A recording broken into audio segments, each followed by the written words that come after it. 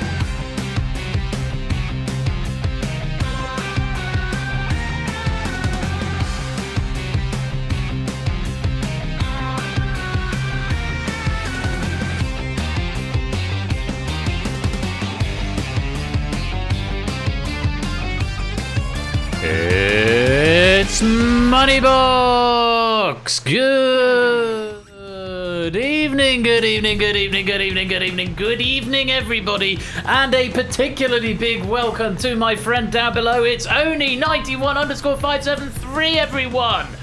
Oni, how you doing? Oh, I'm still deafened in Discord. Right, let's try that again. Oni, how you doing? Got it there. Yeah, we got you now. You are now live on game night, and I'm hoping everyone can hear you. Oh, With your evil laugh. I'm just going to give you a little bit more volume because I haven't got independent OBS control tonight for reasons best known to things. Oni, how are you keeping? Tell everyone how you've been. yeah, sorry. Yes, sorry. Oh, we're getting a little bit of roboting from you, and apparently you're very quiet. So I'm going to try and boost the volume this end, which is now maxed. Give us a hello. I'm Oni91_573. Hello, I'm the words and letters you previously said. Right, that's just about okay. Is that doing it? A bit better, yeah. I've got you sort of maxed out here, and because I can't get you on a different channel because something has gone very wrong with my audio setup. So basically, Oni is having to be piped through the same channel as the audio. Dexter, fuck off. Now is not the time. Go away. Go away. The only way I might be able to get around this is to boost the master and... I've got an idea. So, to show you behind the studio magic, currently my setup, it is literally being benched on an ottoman and I'm on a sofa. We've got this, not sofa, and I'm close to the mic. Is that doing it? What I'm going to do, I've just turned Moneybox down and I'm going to turn the master up. So I need to remember to go back and fix this afterwards. Is this doing it fine? That sounds okay to me. I feel like I'm getting less roboting. Yeah, that'll do it. Is this chat? Are we better? Have we got a reasonable balance between me and Oni and game volume? That's better than it was. Well, that's damning with faint praise if ever I heard it. Anyway, welcome everybody. Welcome to Oni. We'll hear a bit more from Oni in a minute. I feel like I'm slightly doing that whole flying by the seat of pants thing tonight. So I just got back from Wales about under 2 hours ago. Had to get packs ready and walk doggy bear and grab some food. And I've got orange juice tonight, which is enormously exciting. Apart from my background noise in the fan, yeah, I've got to leave that on, unfortunately. Hopefully I will get the audio mapping all sorted out before next time. It's just a case that I've gone through my guide and I've got all the settings on what they should be, and I still can't seem to get Discord to pipe through a different channel. But that's okay.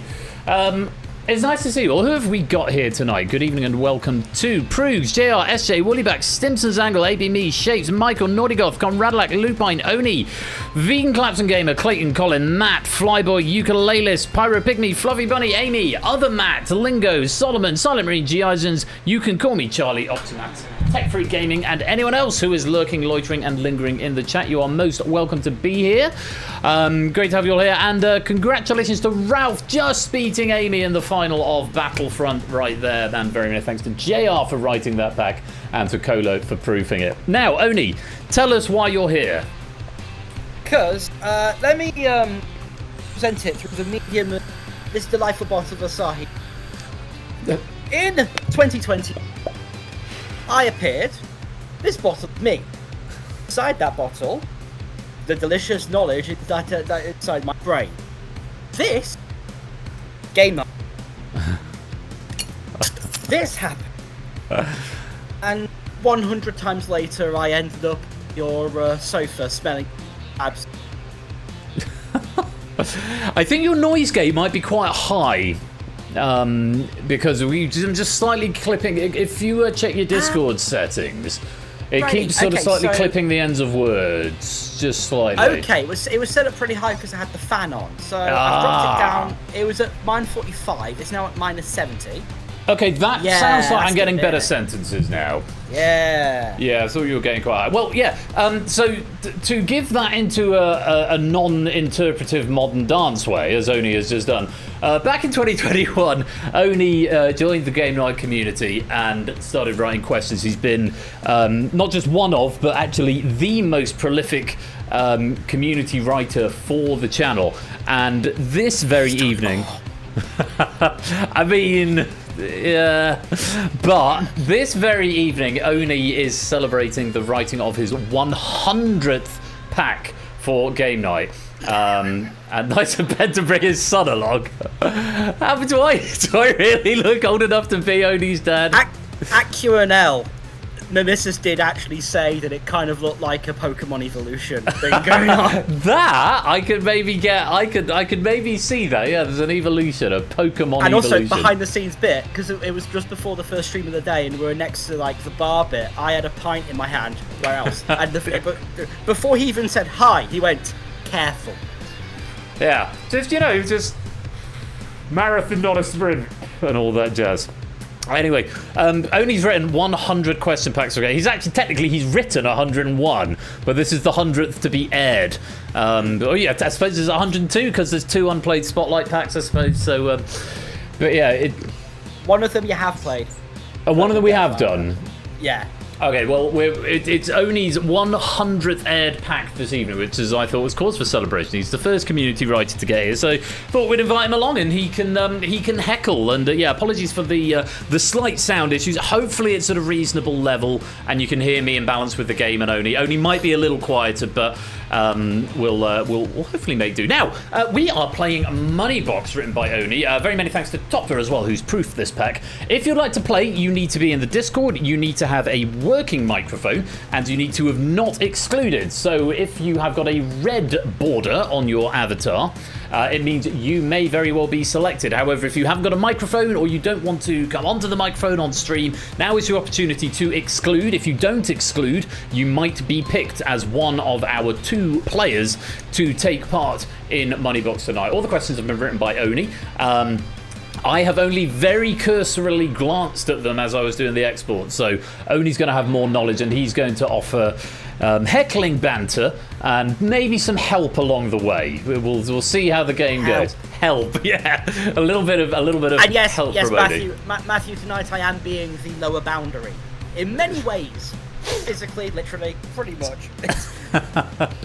Well, Lewis, welcome to the stream. Now, last time we played Moneybox, we had Huds and Hibby, who did very well, not only raised some lovely money for Bristol Pride, but also took the top spot of the Moneybox leaderboard. 6,100 is currently the top spot on the Moneybox leaderboard.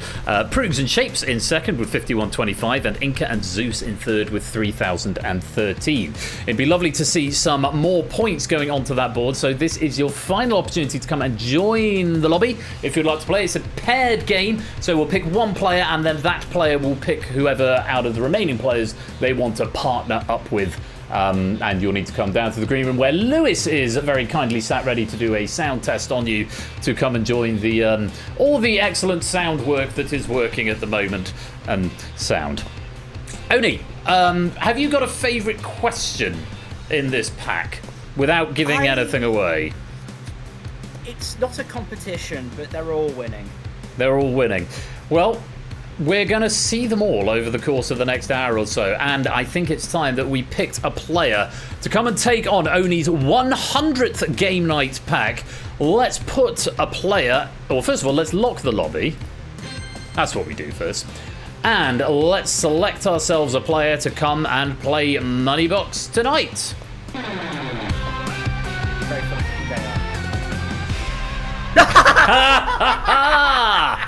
Yes! JR, the manifest power is strong. JR, you have been selected to come and play Moneybox. We'll get you to pick a partner in just a moment. Now, this is quite choice actually, because in the you've played this reskinned version of Moneybox in the past, Oni, and you partnered with JR. Now, this is very interesting because JR and Oni are currently 5th on the leaderboard with 21-13. In fact, I'll wait for JR to come in and then I'll... Well, there were old rules as well, because it was the 11... No. This... yes, because the rules slightly changed, didn't they? So take it with a slight grain of salt. Yeah. Right, so it's maybe slightly woolly, but we'll see what happens. We're just going to get a JR sound test, and then JR can come in and tell me what's wrong with my audio setup. I might nick him afterwards because he did say he'd come and help me fix my audio setup at some point. Just gonna completely surround you in tin foil and hopefully. Yeah, that will do it. That would do it. Right. If it works for mobile phone coverage, it should fit for sound, won't it? Do we have a JR? Lewis. There's a JR. JR, hello. Well, isn't this serendipitous? Isn't it just? I'm going to let you two. I'm just going to stay out of this. I'm going to let you two talk, and You want to come on the other side of the fence, mate? I mean, like this.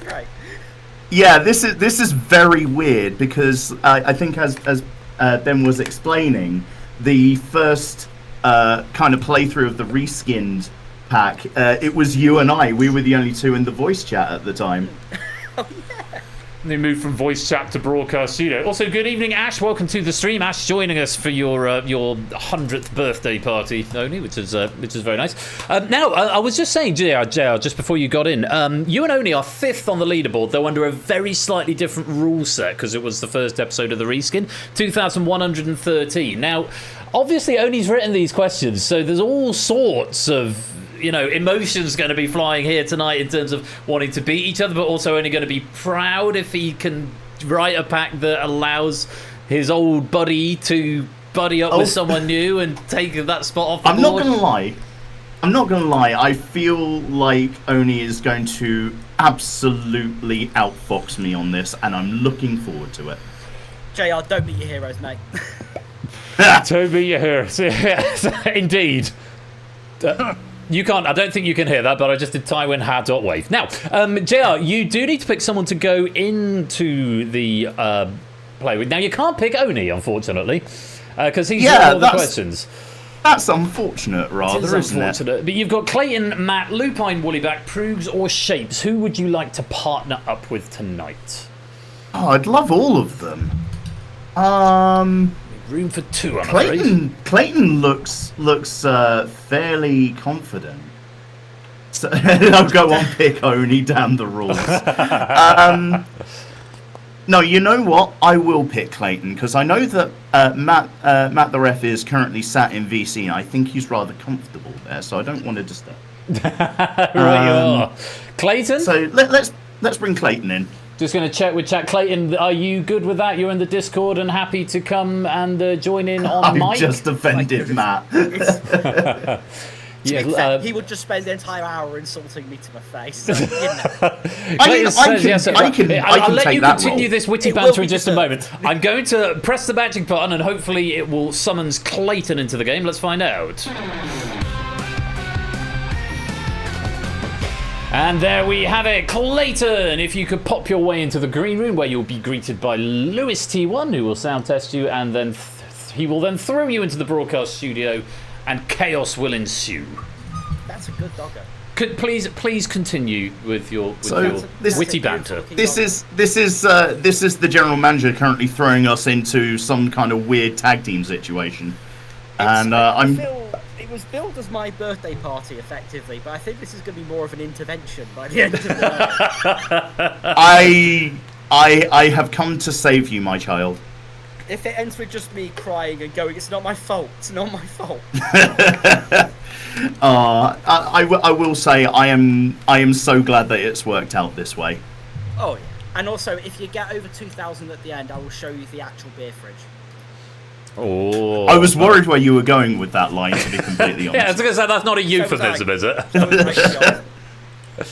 Hold on, I've just added a sound effect to my soundboard for tonight, and I feel like it's appropriate. Would you settle for me sausage? Yes, we would. Clayton, welcome to the game. How are you doing? Excellent. I'm getting a little bit of a noise gate on you as well. Let me just see if I can boost your volume slightly. And here's a message from our sponsor, Matt the Ref. I'm no longer comfortable, Junior. You're no longer comfortable, Junior. Thank you for the 100 I'm bits there, Matt. sorry. Clayton, can you just give us a hello once again? How are you doing?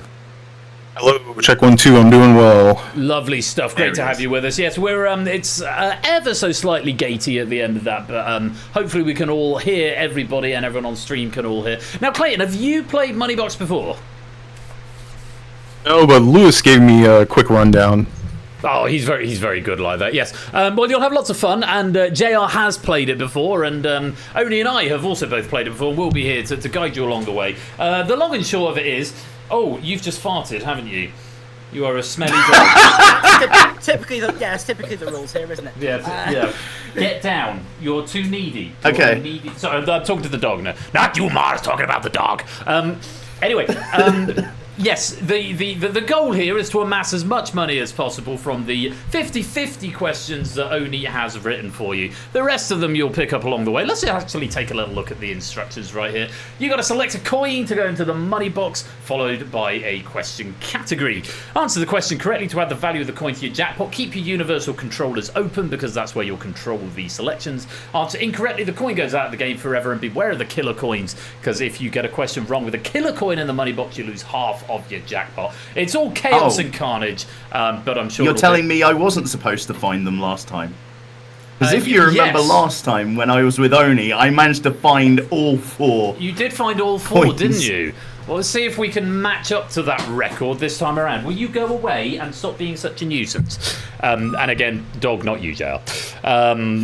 Right. Those are the rules. I'm sure it's going to be madness. Oni, are you ready to heckle? Yeah. I thought Good. You didn't even need to It just comes naturally with the territory. Clayton, JR, are you ready to play? I think so, yeah. I am ready. Right, if everyone is ready, I hope you're all ready to play along at home. Let's play Moneybox!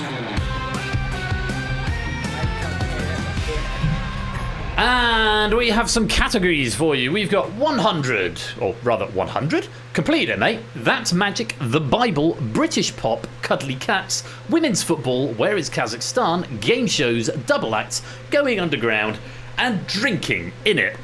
Those are your options. We will get through all of those questions. 2 questions that you're going to save till the end game are possibly the most critical. Because you want to make sure you can get at least one of the final 2 questions correct. But of course, you need to amass money into your money box. So the more confident you are on a category, the more chance you have of winning money. Let's go to the money box for the game start. And JR, you're first to pick a coin. Okay, so the first killer. It's going to be a right orange, I think. Right, orange into the money box it goes, and I will give you 30 seconds to a minute to discuss now. Moving forward, you'll only have about 10 seconds at this point, but I'll let you two have a little chat to see if you have a strategy about which categories you're going to go for and which you're going to leave. So, Clayton, I have a suspicion that Britpop is going to be a no-go for you. Probably. We should probably get those ones out of the way first. Yeah, I was going to say, if we get that out of the way first, if we're wrong, who cares? If we're wrong and it's a killer, we got nothing in there anyway. Are there any that you think we should keep towards the end? I would say game shows, most definitely. I'm fine with that, and probably that's Magic. I'm sensing a little Duke, and I'm hoping that it's the Duke that suits me a little bit better. So shall we keep those 2? So shall we start with Britpop and then sort of work our way around? Sounds good. Okay, so you're not bound by that strategy. You can change your mind if the game goes in a different direction. But Clayton, if you could pick the first category for us. British pop is what we are going for. And let's take a look at the options. Unsurprisingly, Blur and Oasis. I'll let Oni say a bit more about this later on, but for now, the question: which band has released more studio albums. Now, audience, you've got 15 seconds. Hot seat players, you've got 45 seconds. You can take a straw poll from any time you hear the beep, which signifies the audience answers have locked, which you can use once, which will tell you what the audience think before you lock in your answer. 45 seconds, and your time starts now. That's a mood. I've got nothing to go on here. I think I might have a slight inkling, but Okay. Yeah. We'll wait for the Straw poll ding, available. which- Straw poll now available. Okay. What's your inkling? I would just go with Blur because Oasis hasn't done anything forever, as far as I know of, and Blur kind of seems like the content, like the quantity over quality type. That's but, fair. Yeah, I mean, like Oasis did recently do a stadium show, like in the last year or so. But I don't know how. Like they're just stuck on. Is it them that did Wonderwall? Yeah. That is your time up. What are we going to go for? I think they have like one or two, and they stick on that. All right, I'm willing to go with your inkling there. We have we'll go with to Blur. lock in Blur. Let's lock in Blur. And let's see how the audience answered that question. Slight leaning towards Blur. 59% going for Blur. 41% going for Oasis. Let's see if you and the audience were correct. Yes, Yay! indeed. Hey, there we go. And Oni's going to tell us a bit more. Yeah, right on the money. Oasis split up in 2009, and they've only recently come back to do the studio shows in 2025. And additionally, Blur had a 6-year head start before Oasis started, and they only went on hiatus. So the most recent one for Blur, I think, is 2023. There have been 9 Blur albums, and there have been only 7 by Oasis. Thank you very much, Oni. Now, let's see what we brought to our money box. We'd like to see a nice big cash value to get us started. Even better if it's a killer at this point. Let's find out. What did you bring to your money box?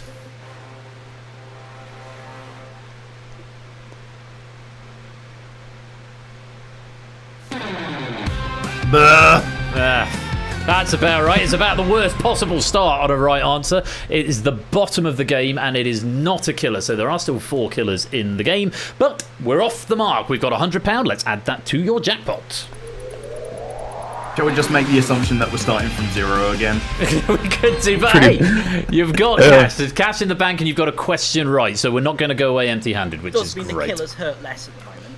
Yeah, so at least so. Now, 9 questions to go. Still 4 killers in the game. And Clayton, time to pick a coin. Red's my favorite color, so In it goes, the red one. And 10 seconds to discuss the next direction. And then, JR, you've got choice of category.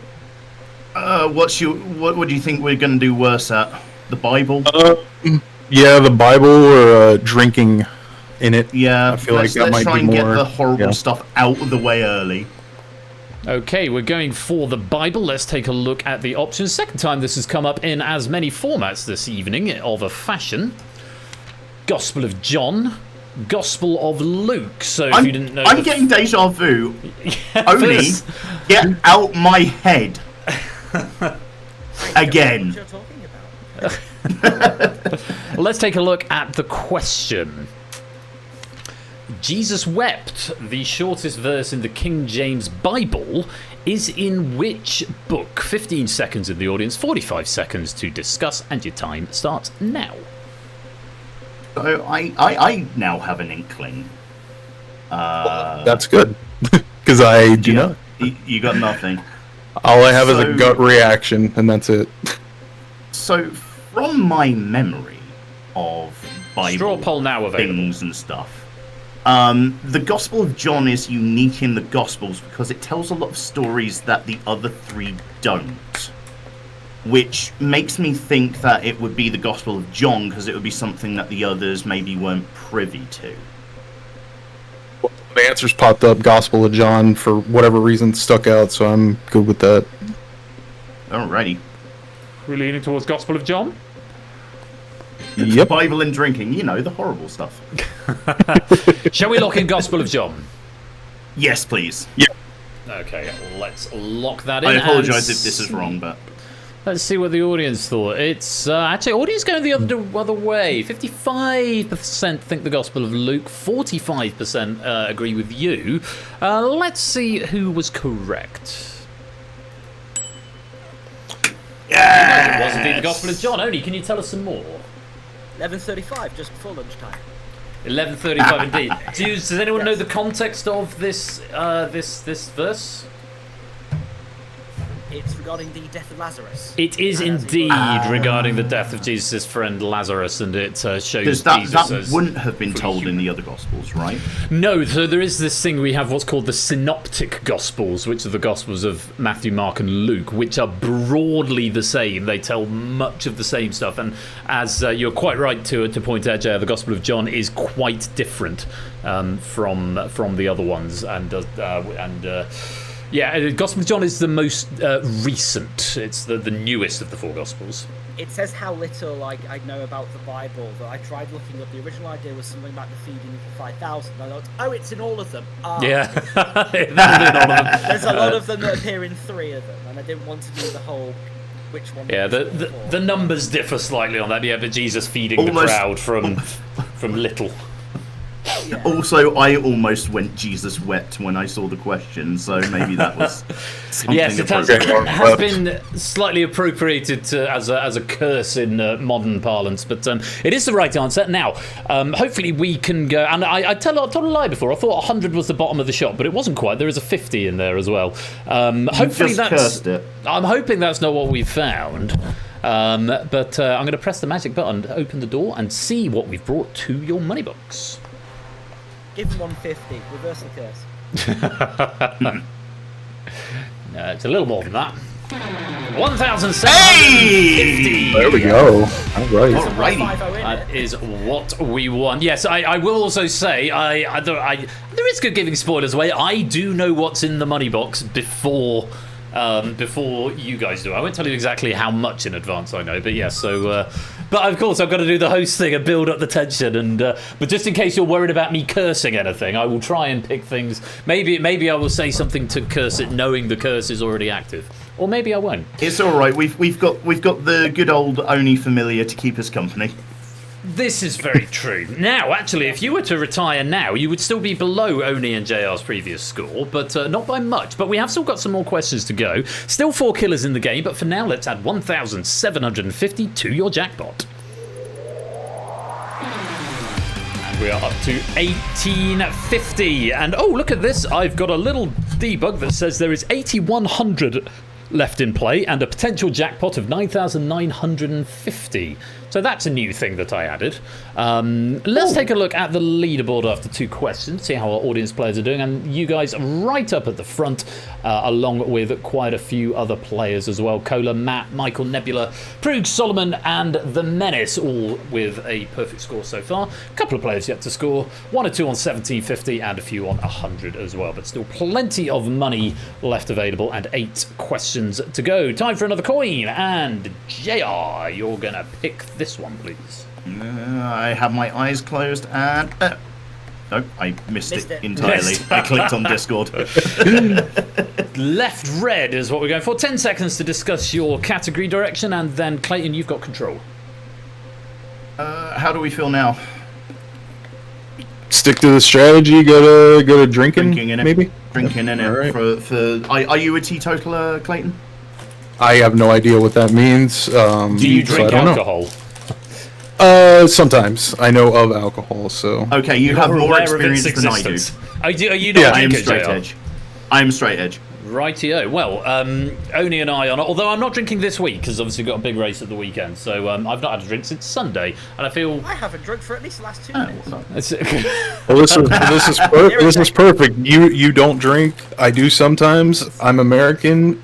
I'm British. I've gotten yelled at for saying British before when they aren't. So all bases are covered. I think we're fine. Let's take a look at the options for drinking in it.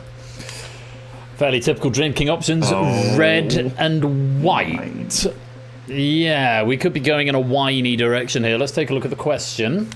What colour grapes are typically used in the production of orange wine? 15 seconds for the audience, 45 seconds for you to discuss. Remember, you've got that straw poll available. I will let you know when the beep goes off, and your time starts now. I think there's a Duke in play. That's what I was thinking too. I think that if you let the red skins leach into wine, you just get red wine or rosé, which is, I guess, a blend. Straw poll now available. I think it might be white. That's what I was thinking too. So I'm glad that we are aligned on that. It just feels like a rug pull to me for some reason. I don't know. Yeah, like I said, like there is no yellow in the grape juice so much, right? Yeah. Plus, if you look at white Schlur, it's kind of yellowy thing anyway. Okay, that's your time up. Yeah. What are we thinking? We're thinking Oni's a bastard, but anyway. Thanks, mate. White. We good for white? Yep, white's good with me. White. Alrighty. Okay, we will lock in white. Let's see how the audience answered this question. Quite a heavy leaning towards white, 62-38, so it's a comfortable-ish majority thinking white. Let's see if it was the white honk answer. I hate it here. Was it white? Yes, it was. Yes. That's a good answer. Oni, tell us more. You're pretty much bang on the money. So when it comes to wine, there's the maceration phase where you let the skins all sort of steep in the juice, and that's where you get the tannins out. Now with red wine, it's a long period that you do it, and with white wine you tend not to. But the grape colour also matters. So if you use rosé, if you use red grapes, but you don't leave them in for that long, that's how you get rosé wine. For white wine, if you leave white grapes in for a long time, you get, it used to be called amber wine, because it's a thing that goes back for thousands of years in Georgia, around West Asia. The name of orange wine actually came in the mid-2000s. Oh, cool. Wow. I will say I've got some white grapes in the fridge and they're starting to turn. That was the other reason why I thought that it was. So red wine is rosé is sort of red wine that's been done quickly, and orange wine is white wine that's been done very slowly. So it's orange wine has tannins in, but it's white grapes. What a wonderful piece of trivia! Thank you very much for that. I had no idea. If you don't macerate at all, you're guaranteed to get white wines. Love it. Well, and these guys love it as well because they've got the right answer. Now, hopefully, we can bring some nice money along. There's still quite a lot of cash in the game. Let's see, what did you bring to your money box?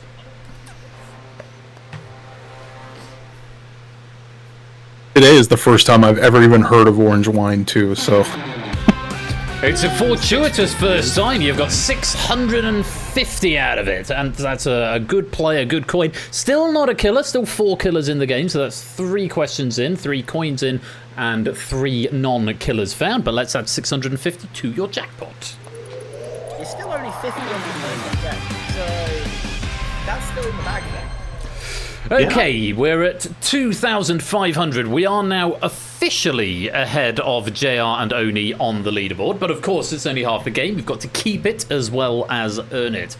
So, let's move on to our next question and keep that jackpot building. Still a maximum of 99.50 and 74.50 left in play. Clayton, time to pick a coin, please. Let's go with that. And there's the reaction shot for the right green coin. And 10 seconds to discuss the strats, and then JR, you've got control. So I'm bloody scared of going underground because that would probably be London Underground, and my London map knowledge is arse. Better than mine. What do you want? Do you have any preference? We can do going underground and get it out of the way now. Let's rip the band-aid off. Okie dokie, going underground. We suspect something. What did you just say, JR? You think it might be London Underground direction? London Underground, yeah. Let's see. It's about underground punk music. Those are pretty much the options. Let's take a look and see what your options actually are. London Underground There or it is. Paris Metro? Get out of my goddamn brain. And your question that goes with it. Which of these subway networks has the most stations? 15 seconds in the audience, 45 seconds to discuss. Straw poll will be available once the audience time expires, and your time starts now. You got anything? The only thing I would maybe consider is I don't know off the top of my head, but whichever city is bigger, maybe. That's true. Actually, that's a very good point. Straw poll now available. I suppose it hinges on how big the Paris Metro is.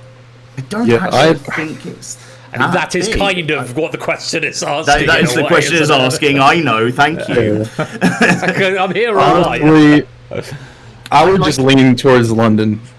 I like your thinking on that one, and to be honest, if I had a gun against my head, I would go London Underground. So surely we didn't get a. Surely we didn't get a two tricks back to back. Sorry, I've got Emily right behind me with the crossfire gun. What are we going with? We're going London Underground. Clayton, happy with that? Oh, yeah, I thought. Sorry, I said London. I must have been at the same time. Sorry. Right, London Underground. Let's lock it in and let's see how the audience got on. Remember that straw poll is still available to you. And okay, a 64-36% split. 64 going for Paris. And there's a message from our sponsor, Samster. John Pertwee playing Claire Obscure.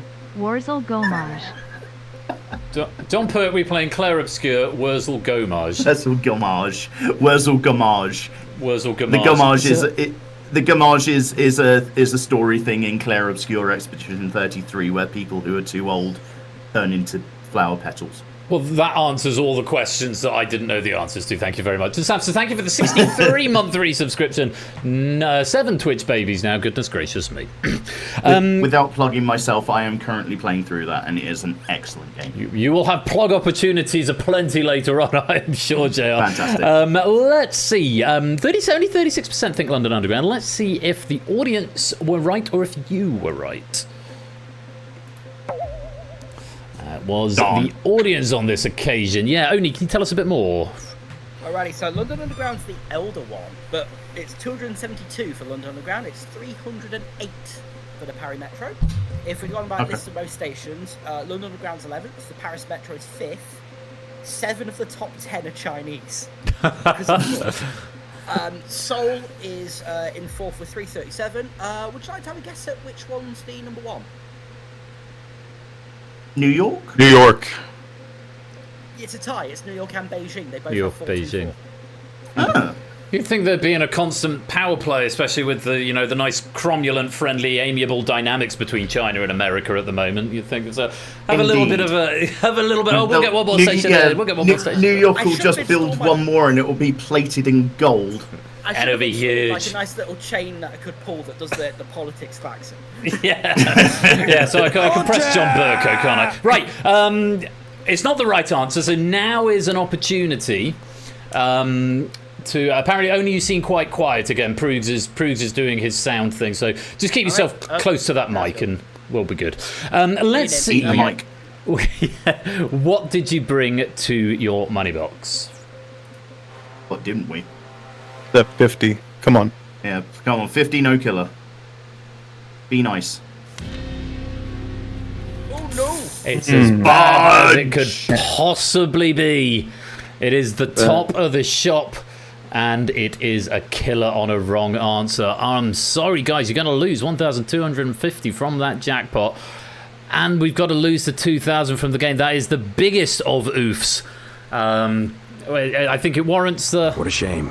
that button, which you may or may not have been able to hear, but you'll hear it on the VOD, and you could probably work out what it is. I'm so sorry. We've got to remove 2,000 from the game. Okay.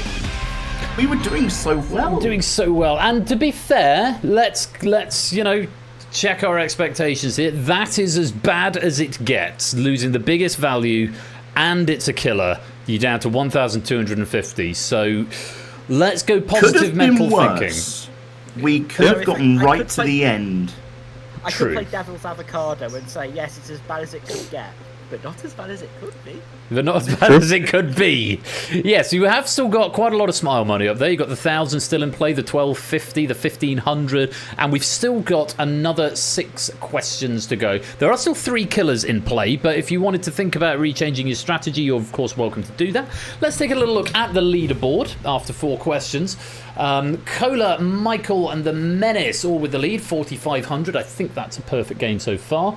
Lingo just behind on 4,400, and Nebula Prugs Solomon in third, 3,850. You guys are a little bit more middle table now, 1,250, but there's still time to change that as we go back to the game.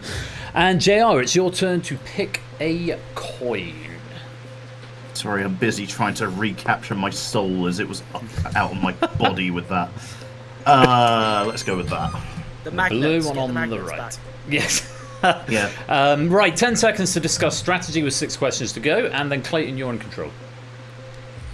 I kind of want to get women's football out of the way because I feel like I'm going to be totally guessing on that. Yeah, I'm fine with that. I do want to go with a nice one at some point, just so that we have some good feels, because at the moment we've been kind of flying by the seat of our pants. Yeah, I mean, you've got away with a lot of it, but yeah, you might want to, if you we put in a question that we're maybe feeling a bit happier with the category in the coming questions, we'll see where we go. For now, we've got women's football, and your options are North Korea or South Korea. And the question, which of these football teams is rated higher in the FIFA Women's World Rankings? Remember, you've got that straw poll available still. 15 seconds for the audience and 45 seconds for you. Time starts now. So which of these career football teams is higher? I'm not sure why, but I think that I know it for some reason. Oh, okay, I'm listening. Yeah. I don't want to give away an answer until Straw poll now available. Yeah. I'm pretty for whatever reason, just South Korea just instantly jumped out. For whatever reason, it's like in my mind that they're a good soccer team, football team. Fair, I'm sorry. Yeah, I mean, only pull the klaxon. I would feel like the South Korean women's football team would be freer to actually practice. Like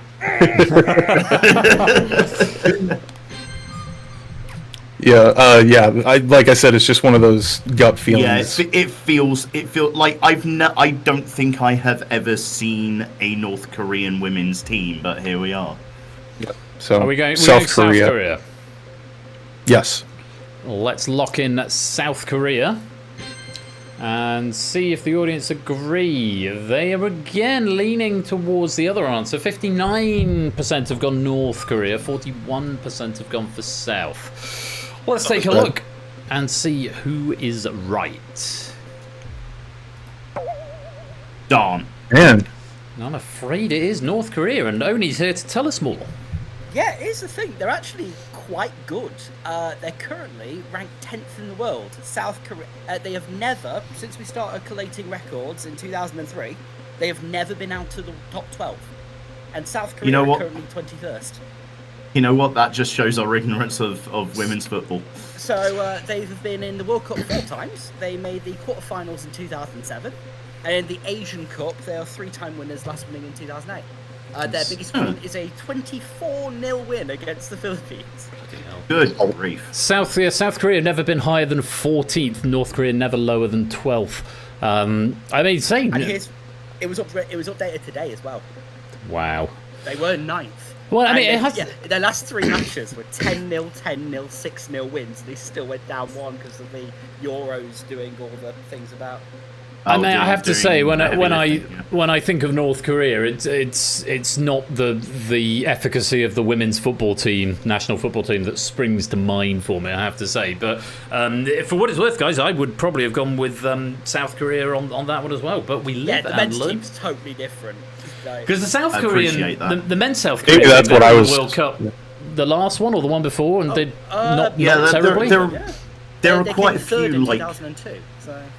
there are quite a few like world-class South Korean footballers. Like there's some in the Premier League, some in the Premier League, some in like the US top flight.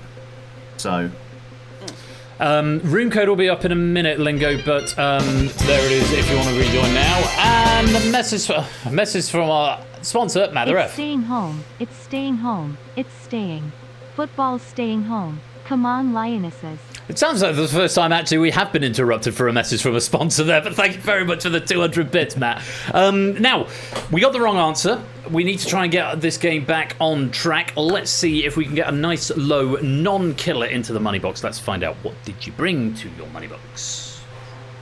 Pop him a 50. Pop him a 50. Be nice to him. Be Wish nice. I could comply. Oh My God. It's back-to-back brutality, Oh, wow. I'm afraid. It's another big value, and it's another killer on a wrong answer.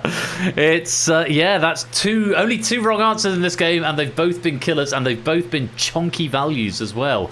That is the 1,500 on a killer, and it's a wrong answer, and I'm afraid it has to go out of the game, losing at 625 from your jackpot. Bruh. Bad timing, man. I know, right? Yeah, we are down to 625, but it's not all despair. We have now found half of the killers out of the game. I think by your own admission, you've been going through some of the questions that you think you're going to be a little bit weaker on. So maybe that's the hope that there's some more positive ones left. And there are still 2 4-figure values up there on that board. Let's go on and see if we can get some more positive luck. Clayton, can you pick the next coin for us, please? Sure. Let's go with orange. Orange on the left, into the money box it goes. And 10 seconds to confer. And then JR, you've got control. I feel like 100 is just like pot luck. Yeah, to be could honest. be anything. Do we want to Should we go with just- something we feel like? Do we want to get like back on the board? I would say go with cats, if that's the case. Yeah, I'm fine with that. Yeah. Cuddly cats. Okie dokie. Let's take a look at the options for cuddly cats. Mountain lion or snow leopard? Snow. Yes, IPS. The leopard. spacing is spaced. It's because it's on a curved screen. You tried doing stuff on curved I know screen. why it is. I'm razzing you, and you know that I do it with love. Yeah, I do. And to be fair, many thanks to Blockworker who actually got me, got the meshes actually working on a curved screen. I could probably adjust the space. You can adjust the spacing, as you can tell, but maybe the automatic spacing needs a little tweaking. Anyway, the question... I think it gives it its charm. I think it gives it its... I agree. There we go. That's why it's just a feature. Question! Which of these animals is closest to extinction? Have we got a qualification on this, Oni, or... According to the World Wildlife Fund. According to the World Wildlife Fund, which of these animals is closest to extinction? Remember, you've got that straw poll if you want to take the audience's opinion. An audience has got 15 seconds. You've got 45 seconds to discuss, and your time starts now. I have an answer, but I'm not thrilled about it. Do you have anything? I think I might have an inkling, but Straw poll now available. Okay, shall I go 3, 2, 1, and then we say what our inklings are? sure. 3, 2, 1. Snow leopard. Okay. Yep. Cool. You've got so much in common.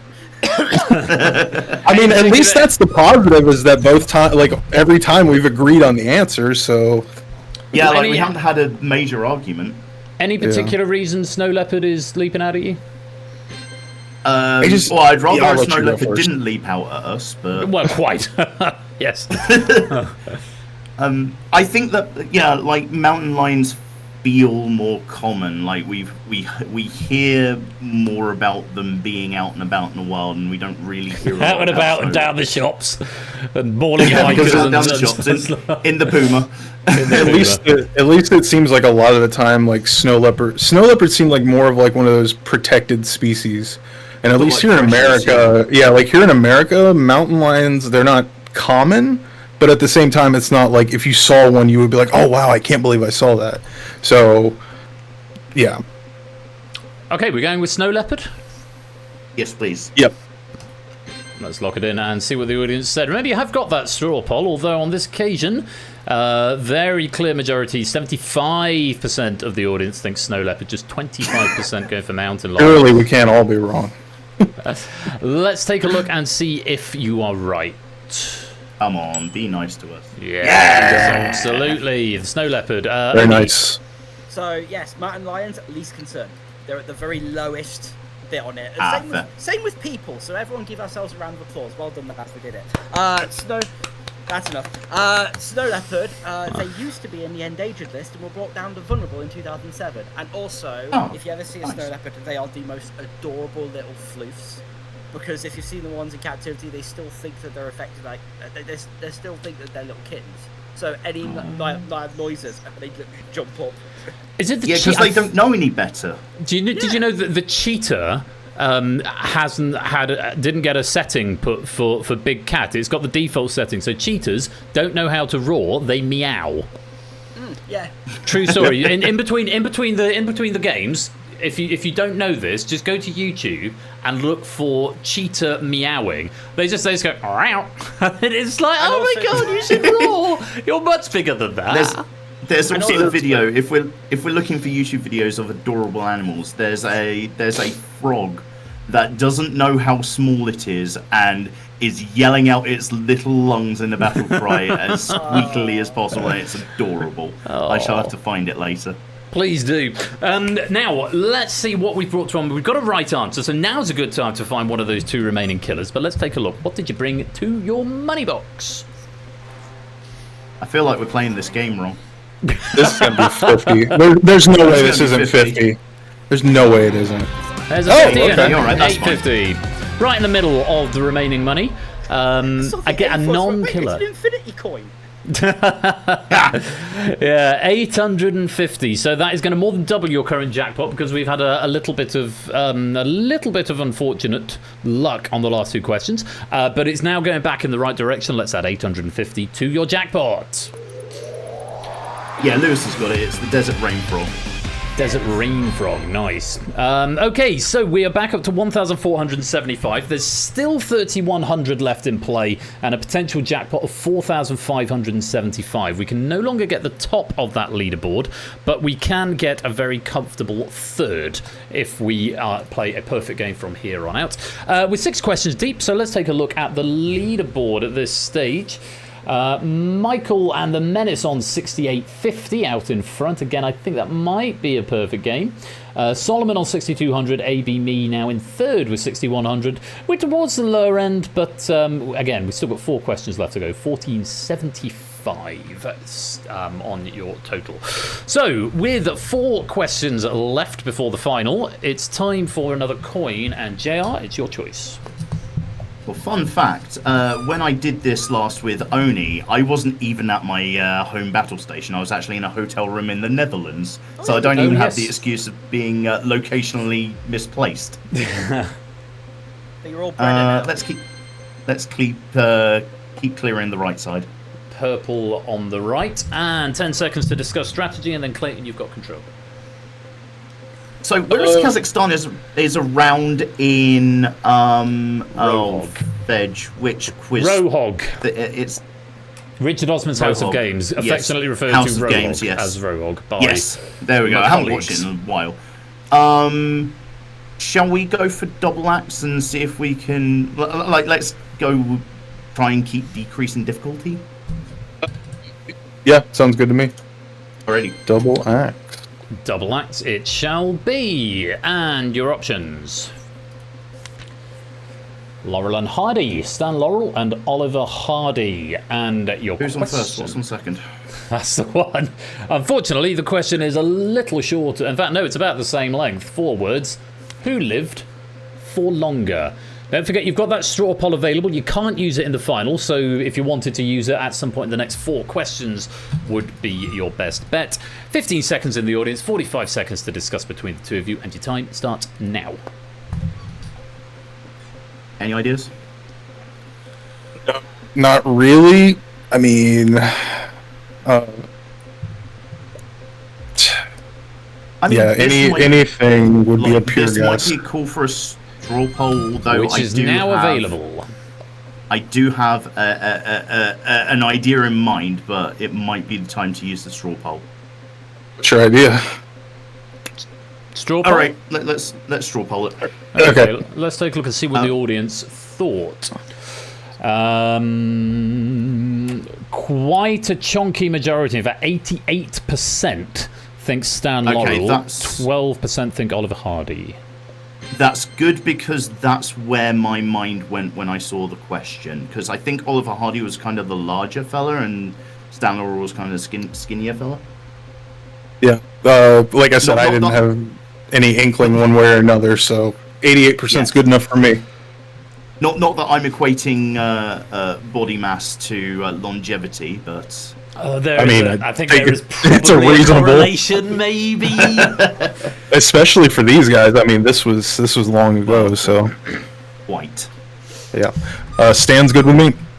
Yeah, Clayton, Patty's Die First 2025. I think that might exactly be a slight paraphrase there. Anyway, also, are we locking in? It was JR who said it, not Clayton. Clayton's innocent in all this. Our 100% correlation technically, so that's a very good point, Lingo. Are we locking? Let's move on from this quagmire of a thought train we've gone down. Are we locking in Stan Laurel? Yeah. Are you sure that that's not coming out of the quagmire? We're locking in Stan Laurel. Yeah, that's slightly better, is it? Well, 88% of the audience thought that, and I can tell you that 88% of the audience were correct. Yay! Oni, over to you. Yep, so Hardy lived for 65 years, Stan died in 1957, and Stan Laurel kind of notoriously, he was too unwell to attend Hardy's funeral, and he was incredibly grievous about having lost him, and he lived on for another 8 years after that. And first film starring him as an established double act was a short film in 1927 called Putting Pants on Philip. Putting Pants on Philip, starring the late Duke of Edinburgh, presumably as a younger man. The Filipinist question did wear a kilt, so. Well, actually, I mean, Putting Pants. I mean, when was Prince Philip born? He was born in like 1923, so I mean, he could have been 4 years old when he was acting with. So I think he was probably a bit busy, being set up to marry his cousin, I guess, at that point. Sorry, we're going into politics again. We have got a right answer. We have meandered around all of the hot button topics tonight. We have, haven't we? Let's see if we can bring some more cash to our jackpot, and it'd be nice to find one of those two missing killers at this point. Let's find out what did you bring to your money box. I'm on 1,250. Honestly, if it's a killer, I'm happy. Yeah. Yeah. No. Come on. Yeah. We used the straw poll for that. One killer 50. That's the way this game goes. Hey, it's in the right direction. I have a button that plays Curb Your Enthusiasm.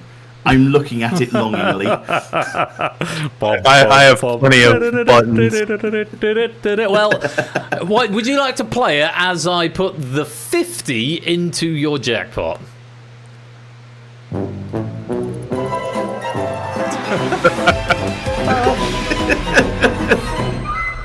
And Curb Your Enthusiasm remixed with the Moneybox sting there. Well, it's 15.25 in the jackpot at the moment. We've still got 3 questions to go. There are still 2 big 4-figure values up there. There's a maximum potential of 42.75, 27.50 left in play. Let's go back to the Moneybox, and Clayton, your turn to pick a coin. Let's get rid of the right side. Last one on the right, it's the yellow one. And right now you might want to discuss your strategy because you've got to pick 3 more questions, leaving 2 for the final. So 10-15 seconds just to have a chat about where you want to go now. So we definitely want to leave game shows in the final because you feel quite confident about it. I want to leave That's Magic because, like I said, I have a funny feeling that there's a Duke there.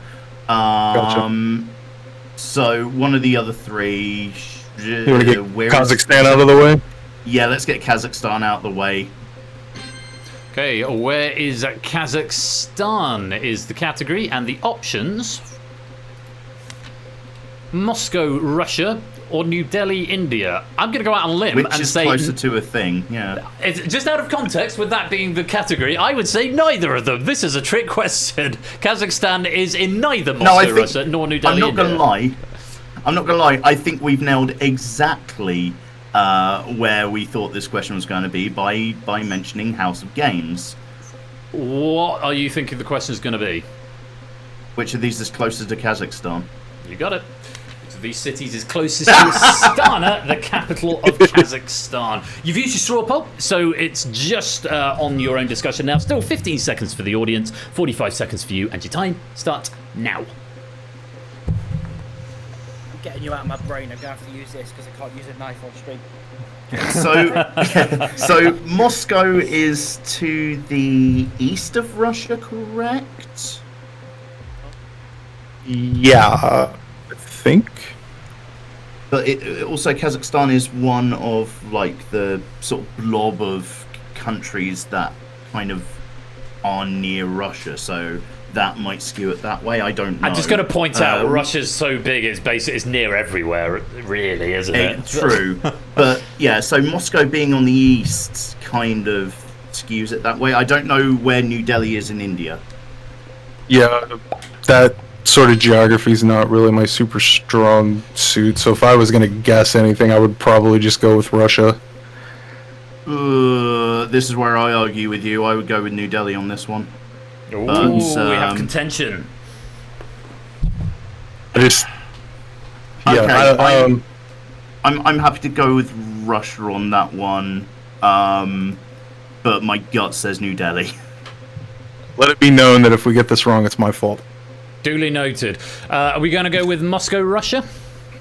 Let's go with Moscow. Okay, let's lock it in. For what it's worth, I think Moscow is on the east side of Russia. Oh, sorry, and on the west side of Russia, but I might be mixing it up with St. Petersburg. The audience tend to disagree. The audience are airing towards New Delhi, India, 66%.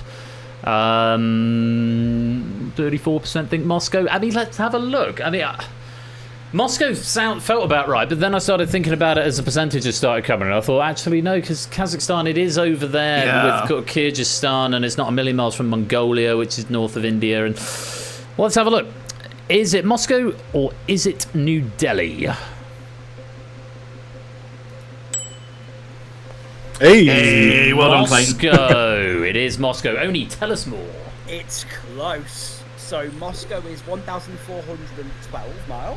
New Delhi is 1,585. So it's about 170 mile difference. So to sort of put where they are, Kazakhstan's bloody big, right? Largest landlocked country. Indeed. Capital is sort of northeasty area. And because like Moscow's in the kind of European side, but very close to the Asian-European border, New Delhi's in the north bit of India. Now, if we had used the opposite, not the opposite, the former capital of Almaty, it's actually close to the border in the southeast near China, so it had been switched round, and it would have been a lot more clean cut. But you got the difficult one, so. Very well played. Sometimes lucky. Also, a note here: this was asked before. Yeah, that was before 1997 when they changed the capital from Almaty to Astana. It is the right answer. So now would be a properly dope time to. I'm never going to use that word again in that context. Now would be a really good time to find a killer. And it'd be good to find one of those two big values at this crucial point of the game. Let's find out. What did you bring to your money box? An absolute banging ass time. It's going to be like 200, isn't it? To be fair, Ben, I use dope way more than I should. Hey, That's dope. That is a dope coin in there. That is the That is a 1,000. dope coin. It's the second Oh biggest God, in is the that game. Is that a new cryptocurrency that we're starting to mint? Dope coins? coin. The It's hand also reaching. also a killer. Which means, because you got it right, you don't lose any money, and we take that killer out of the game. Chat seems a little bit upset. Yes, there's a lot of money has been lost in chat. 2,700 being lost to Prue, 3,450 to Michael. Oh, What a shame. what a shame. But no, it is absolutely the right answer. Let's add £1,000 to your jackpot.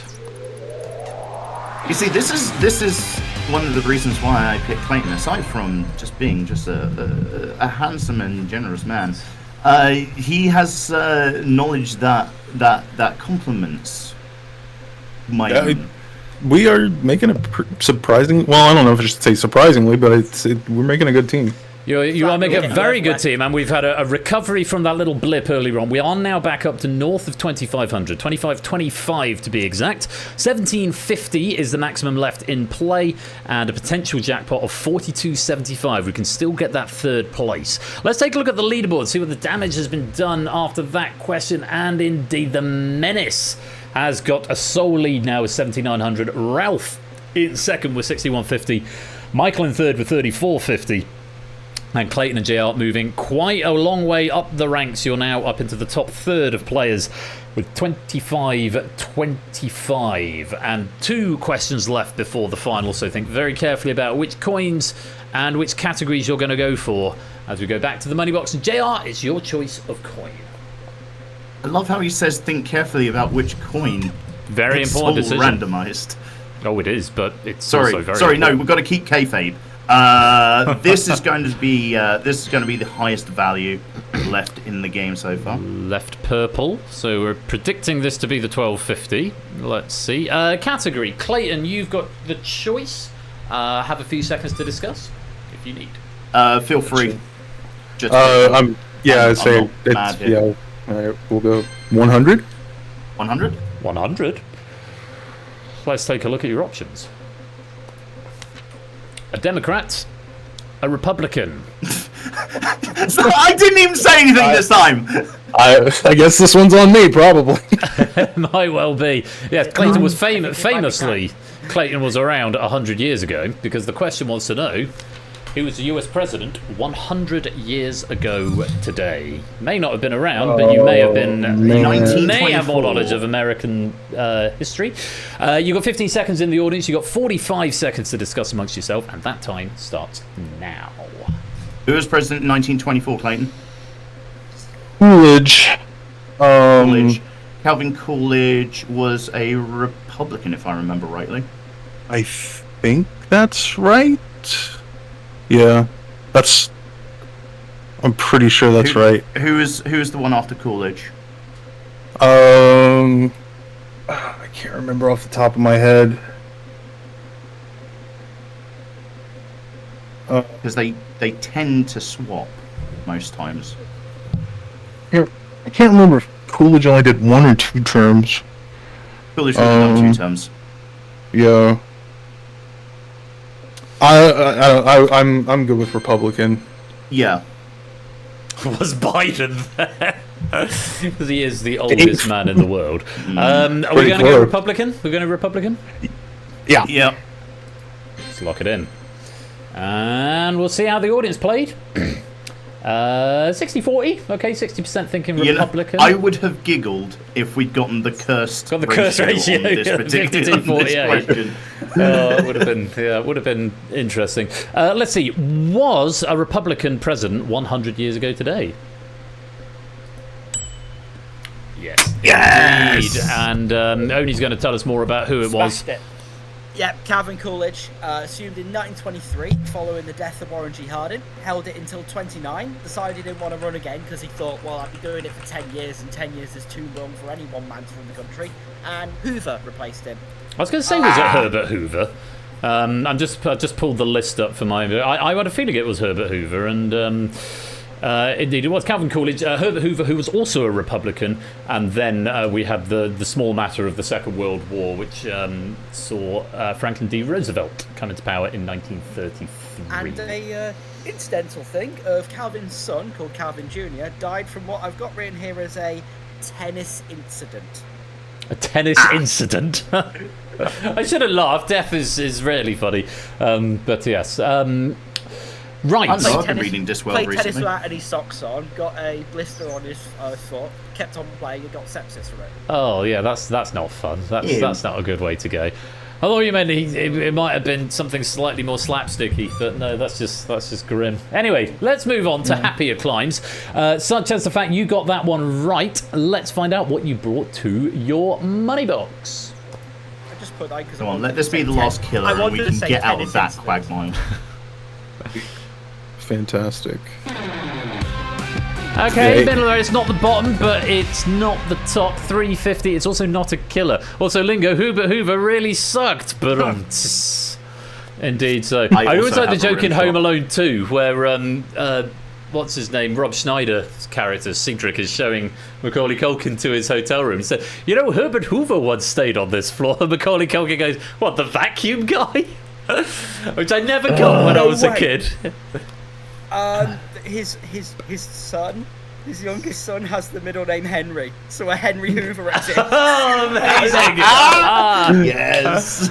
Henry Hoover was named for the 29th president of the United States. That's 20-something, 30-something.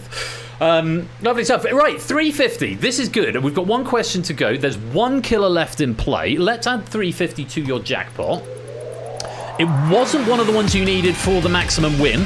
However, you can still get another 1250 from this. There's 1250, 500, and 150. There is one killer. You've got 2875. So this choice is potentially worth the difference between a final jackpot of 1433 or potentially 4125. That is the range on your final question. It's a big swing, nearly 3,000 that you could be between here. And it's all going to come down to this final choice of coin and category. Clayton, could you please pick the final coin? Clayton, I believe in you.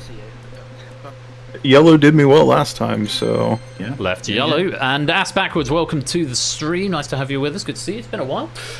Final choice of category, JR, it falls to you, but one final chat if you're going to keep the ones that you decided. So, yes, game shows, shall we keep to the strat that we had, or do you think Completed It Mate is going to be better for us than That's Magic? Come this far, so no reason to change now, so... Completed it, mate. Completed it, mate. Completed it, mate. Okie dokie. Let's take a look at the options. Speedrunning. Batman Arkham City or GTA Vice City. I bet it's going to say, like, what's the bigger map or something like that. I think it's which one was released first. Have either of you played either of these games? I have played Arkham City. I played both. I've played Vice City, but not Arkham City, so this could be interesting. Here's your question. According to howlongtobeat.com, which of these games takes the longest time to complete its main story? 15 seconds in the audience, 45 seconds to discuss, and your time starts now. Okay. I've got an initial thought. Yeah, okay. I also have an initial thought. No straw poll, so we won't get the ping. We won't get a ping, but the audience time is now expired. Oh. Okay. I'm fairly sure that it's Vice City. That's where my brain went as well. I know that Arkham City, I think, is the biggest out of the Arkham series in terms of open world, but that's because there is oodles to do. Yeah, I think that Vice City has more in its main story. Like the Arkham City main story quest is actually fairly short. Yeah. Okay, we going for Vice City? Yes, please. Let's lock it in and see how the audience went for that one.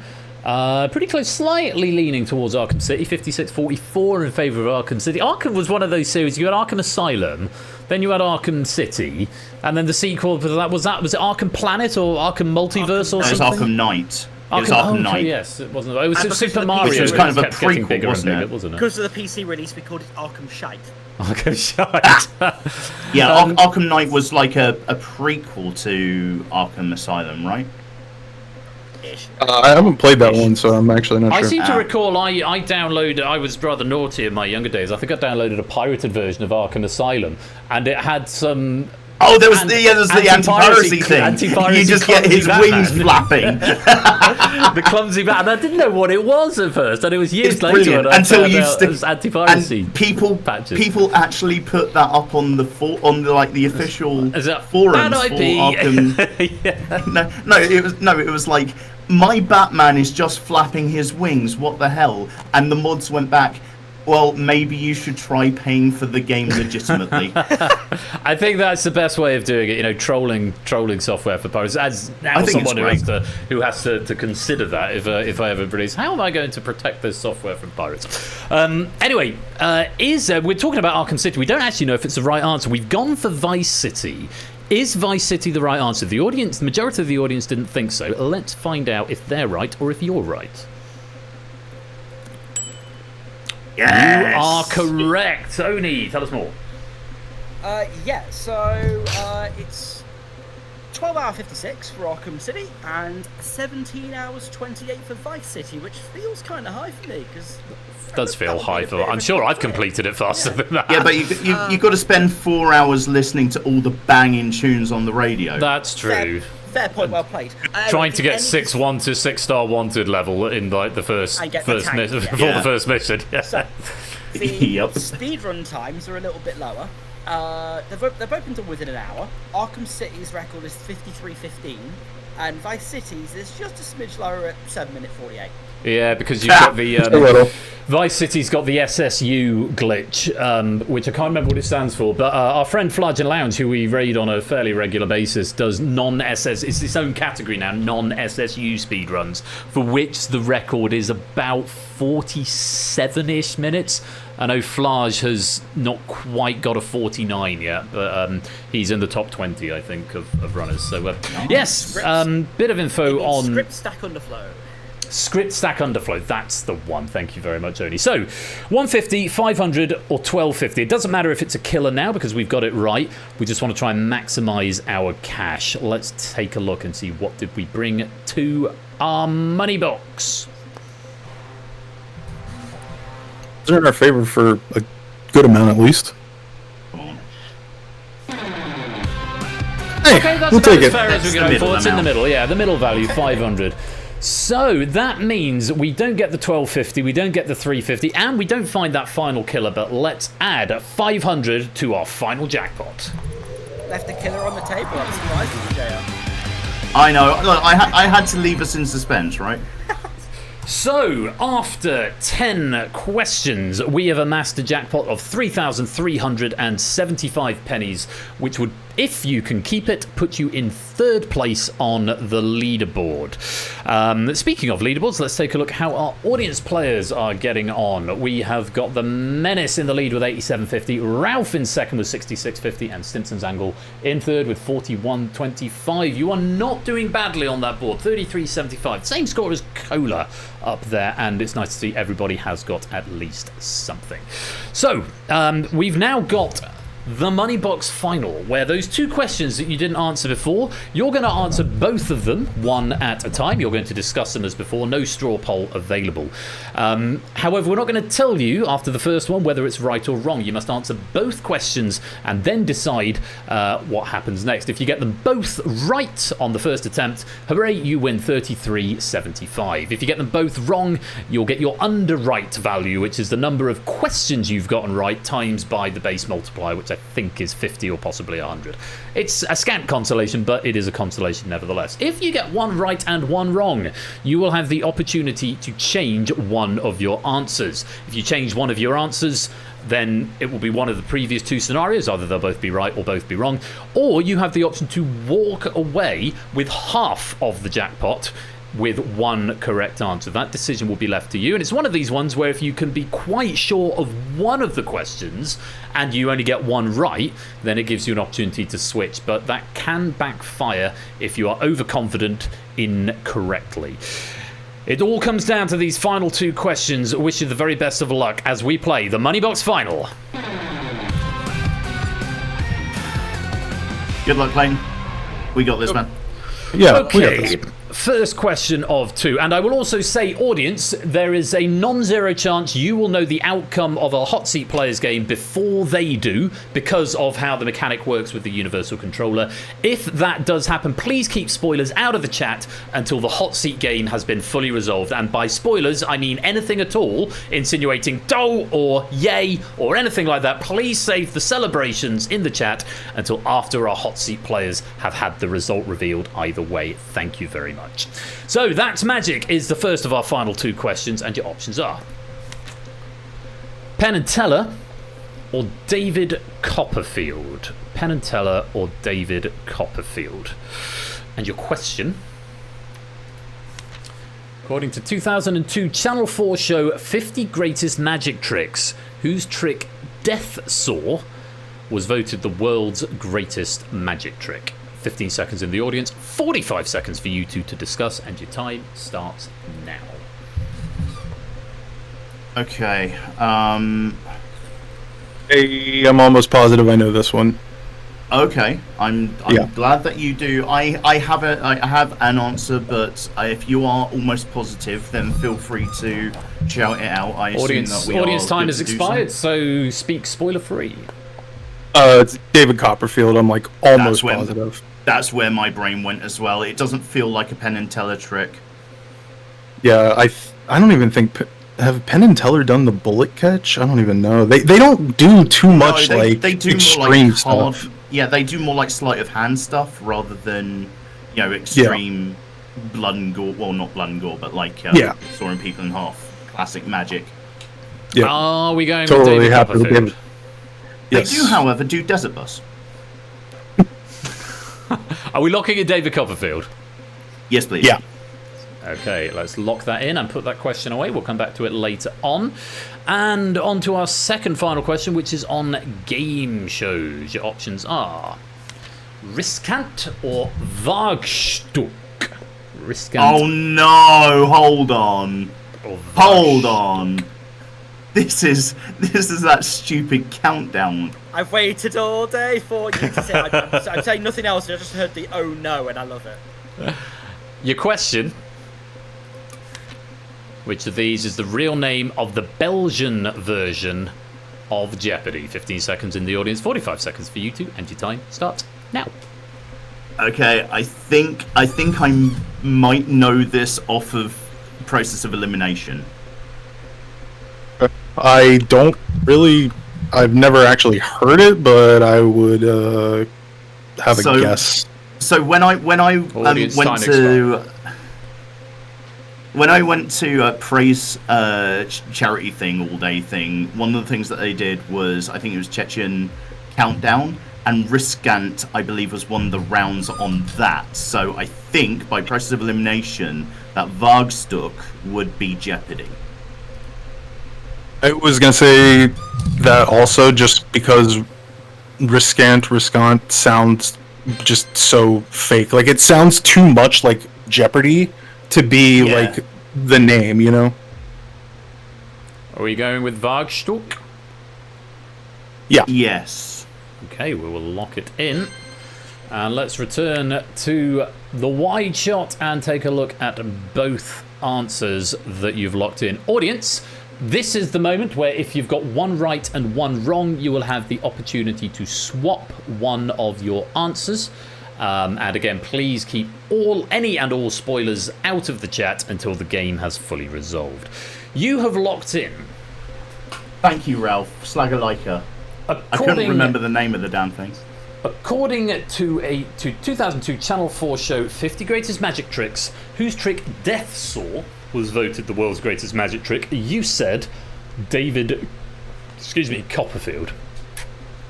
And the second question, which of these is the real name of the Belgian version of Jeopardy? You said Wagstück. I'm going to give the audience just a few more seconds, and the audience answering has concluded. You are now locked in. Audience, you may now have an idea of what is going on. And if the guys have got one right and one wrong, they have got an extra portion of the game to play, which means it may not conclude immediately. If they're both of these answers are wrong, then your game ends here. If both of them are right, the game ends here. If one is right and one is wrong, there's a little bit more to do. Let's take a look. David Copperfield and Wagstuck. Are they the right answers?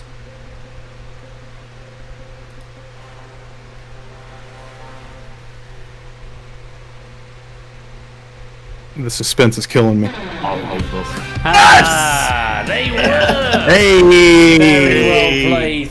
33-75, and yes, audience, that is the end of the game for our hot seat players. So now you can spoil away. Oni, I've got quite a bit to add on the magic one. Can you tell us some more? I will not hear a bad word about Serbian Countdown. TB Sabin Serbian Countdown was amazing. Anyway, Varstuk was the Belgian version.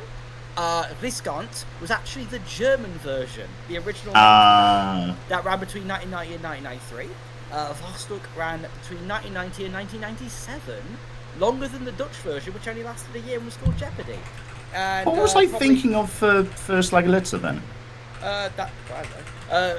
I don't know. Riskant is a round in it, but while Serbian, bit close to German, and also it's inferior to the greatest Flemish game show of all time, Blokken, because it's Tetris Quiz. It's great. Anyway, wow.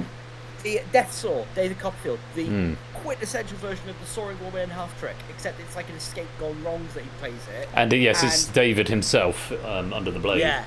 And Clayton, you are right. The Bullet Catch by Penn and Teller is in the list. It's ranked number 11. Okay. And legally can't be performed in the UK. It's such a good trick, though. And they do the best version of it.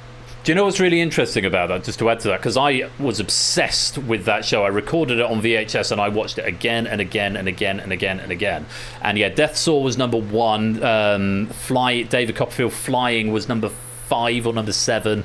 The Bullet Catch was number 11. But what's really interesting is that they did another survey about 10 or 15 years later, and the Bullet Catch came out at number 1. So it has since superseded David Copperfield in the top spot. But I'm guessing because the Death Saw is kind of rote now, and you don't really see the Bullet Catch as much anymore. Well, I mean, the Death Saw was first done in 1995, but I mean, it was a very obvious. Channel 4 used to do hundreds of these shows where they'd poll the nation and they'd get celebrities and comedians to come and comment on them with footage of them, and they did like 100 scariest movies and 100 greatest tearjerkers and things like that. It's like the staple of Christmas TV, isn't it? It was that sort of thing, yeah, and actually it was so very of its time, because in at number 2, I think, was David Blaine's levitation trick, because he was all very much in the public zeitgeist at the time, and yeah, so I mean, it's not aged particularly well in that respect, because as I say, David Copperfield was very much of his time, but yeah, I'm going to see Penn and Teller next month, and I'm very excited about it. Hey. I have a surprisingly big magic knowledge base. My uncle is a magic performer, and he would do like clown magic shows, and he taught me like a lot of tricks when I was younger. I didn't really stick with it, but yeah, that's a decent amount of magic in my background. That's fascinating. Let's take a look at our final leaderboard positions for our gold, silver and bronze, and it is the Menace who takes the gold with 87.50, Ralph who takes the silver with 66.50, and it's Stimson Zangle who claims the bronze with 41.25. Those are also your penny payouts, everybody, so however much you've won, congratulations, that is what you've won in pennies. These Moneybox games can make a big difference to the leaderboard, because it is a bit of a windfall game, so very well done if you've taken a great chunk of change out of that game. Can I just say, JR, Clayton, it has been a pleasure to have you here. I hope you've had a good time. I hope you've enjoyed Oni's questions. And JR, moving on up the ranks, and you're into with 33.75. That does put you both into 3rd place on the leaderboard. Have you had a good day? Over 2K, so I can show you the beer fridge. Well, you can show us the beer fridge. We got the beer fridge. It's in co-op. Amazing. Very good. There you go. You get yes. Thank you for having us. It's been absolutely wonderful to be here. Thank you, Oni, for those questions. I wouldn't have expected anything less from you, my friend. Thank you very much, mate. Yeah, thank you, Clayton, for joining me on this. This has been a blast. Oh yeah, thanks for picking me. I mean, this is the most fun I've had playing any game so far, but I think it's because it's the most like like being on a game It's quite show. interactable. So, It does have quite a game show absolutely. feel about it, doesn't it? With the yeah. you've both Sorry. No, you're good. You're good. Yeah, you've both been absolutely smashing. Oni, are you sticking around for risky business? You know what? You haven't told me to bugger off, so I think I might. Yeah, you stick around. I mean, I'm tempted to tell you to bugger off, but that's something slightly different. Oni has not seen the questions for risky business, so we'll get live reactions from Oni playing the game, which will be a lot of fun. And risky business has been written by Arun Aromatics, so that'll be coming up in about 5 minutes. If you're not subscribed, you'll see some adverts for the next few minutes, and then we won't start the next game without you though, so do stick around for even more trivia on this, the season 19 mid-season finale, where I'm joined by Oni. And Oni, 100 question packs. He did it. He's done it. He did it. Congratulations. I think we have a sound alert that is kind of appropriate for this. I think we might do. It might be that one. Because you can't hear my audio today, but yes, you just got the final. It is that one. I just turned up the stream so that I could hear it. Nice. Only can I just, from my point of view, can I just thank you for all of your contributions to Game Night over the years? 100 question packs is insanity, and you've been here for pretty much every step of this journey that we've been on, and it's always a pleasure to have your questions on. Yeah, I joined pretty much late season 2, didn't I? It was the early days. Yeah, the first face-off, way back when. I remember my fun fact. I once owned 5 tambourines. That's no longer true. I now own 8. I have to update the questions. Well, look, it's always a joy to have your questions on here, and to have you on tonight as well. So thank you for everything you've done for this community over the years, and long may it continue. Much love, lad.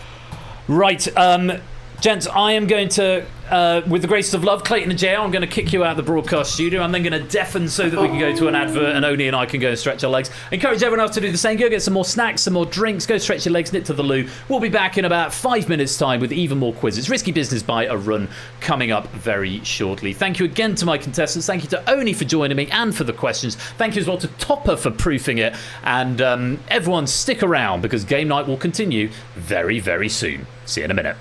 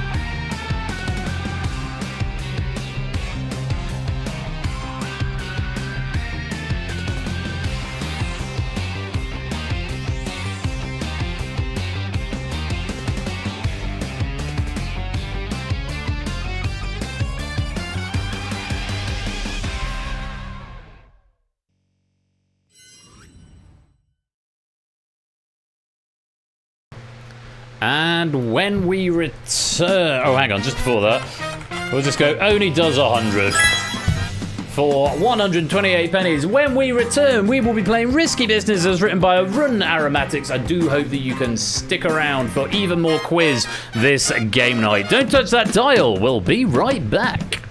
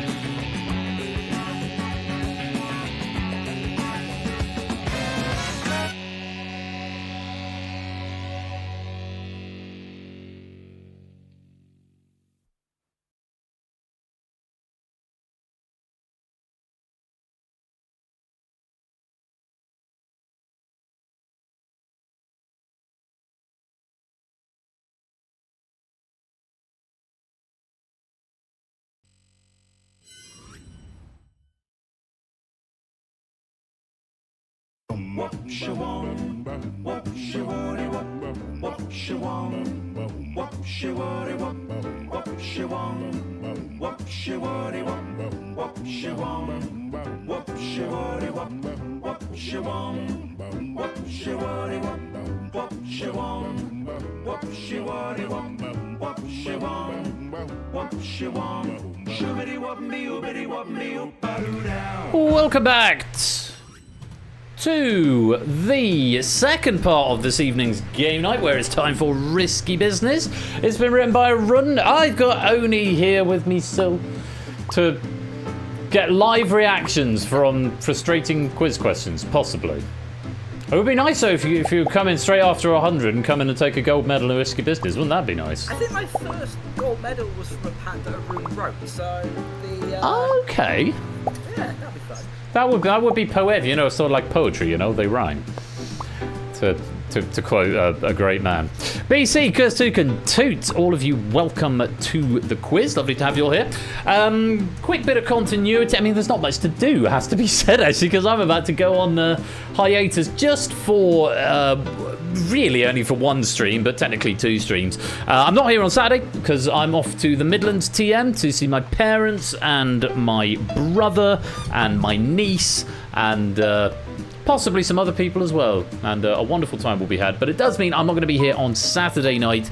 I am going to be here next Thursday, but likely in a dev stream capacity. I'm actually off work next week, so I'm going away for a few nights, and then I'm going to be back on Thursday when I will be continuing in earnest with the reskin of the Pyramid, which is supposed to be making its appearance on the 23rd of August, which is only about 3 weeks away. No, it's not. It's about 2 weeks away.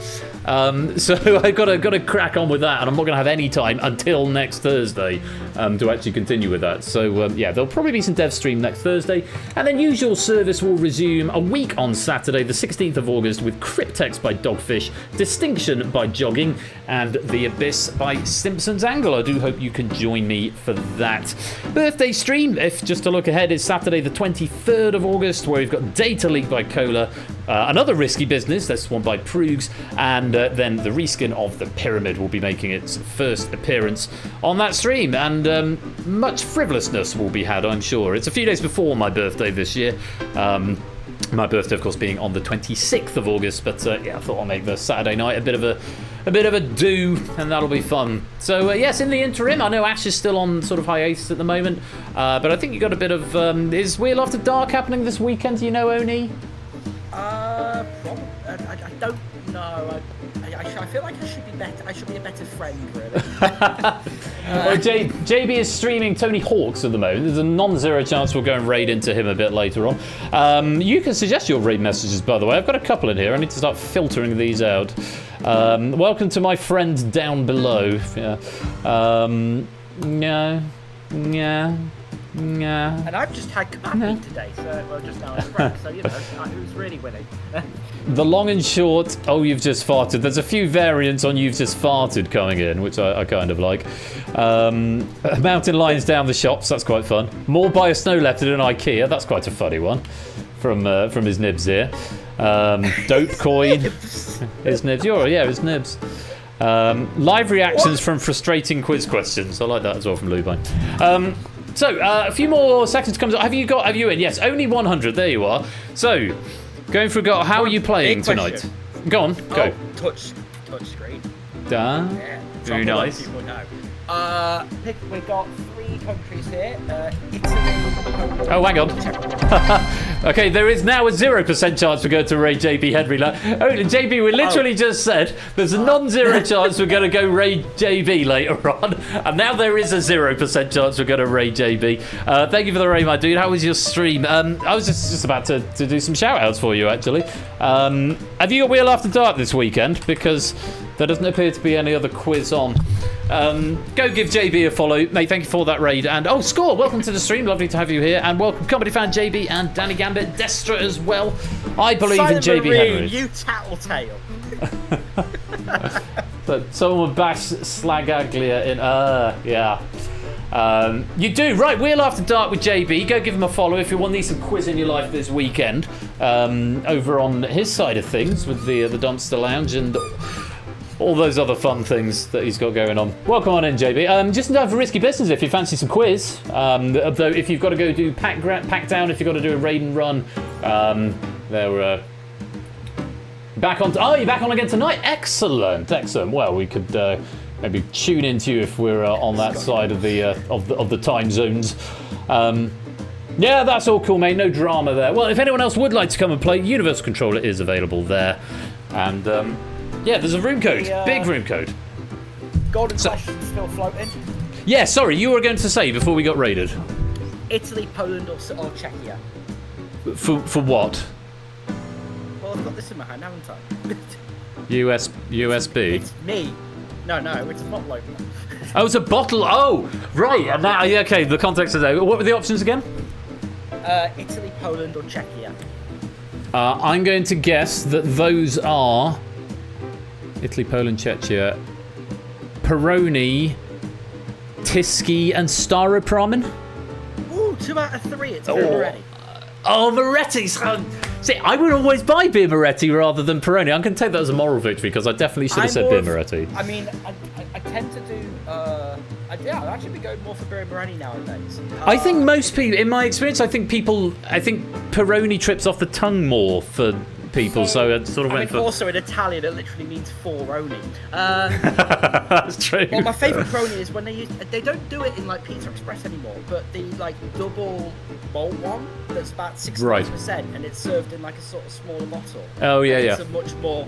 Ooh, that's good stuff. Slightly thicker. You've got to chew it a little bit. Yeah. No, it's not that bad. Out of those, I would go for Staropramen out of those three, incidentally. I mean, I know that you're from Burton-upon-Trent, but like, it's not served in like one of them stubby glasses. Burton famous for its ale and Marmite and nothing else. Half pint a mile. Nice. And also a stadium that's a football stadium that sounds so much more bigger than it should be. The Pirelli Stadium. I am the Adolfo Pirelli, the king of the stadia, the stadium of kings. Should be Champions League, but it looks like a council. Yeah, it really does. It's not great. Anyway, we're going to get on with this game. We've got plenty of players in. I hope you're ready to play. This pack has been written by Arun Aromatics, another returning writer this season. We haven't seen him since season 17, but it's good to have him back in the fold. And I'm not sure he's with us tonight, but we thank him for his questions. There's some good stuff in this pack, so I think we'll all have fun. Let's get on with the game and lock you all in. It's time for Risky Business. Okie dokie, round number 1. It's favourable odds, as always. You need to select one of the 5 options within 15 seconds. With each question, the number of risk points increases, but the number of correct answers decreases. So the higher the risk, the more points you get for a correct answer. Get a question wrong and it reduces your risk points to 0, but you can abstain to preserve anything you have already accrued. So remember, abstention is a valid strategy if you have got risk at, well, risk. To play question 4 of each set, you've got to choose to risk based on the answers alone. That question will be worth double what you've got, so you must have some risk in order to play it. But only one of the answers will be correct. If you choose to risk, abstention will be treated as incorrect. So if you choose to risk, you are bound to answer the question, or it will just be marked as wrong. We've got 3 sets of 4, and the very best of luck to you all. So, 5 options. 4 of these are correct. 2 points if you can find one. Here they are. Goal attack, goal scorer, goalkeeper, goal shooter, goal defence. Name a netball position for 2 points.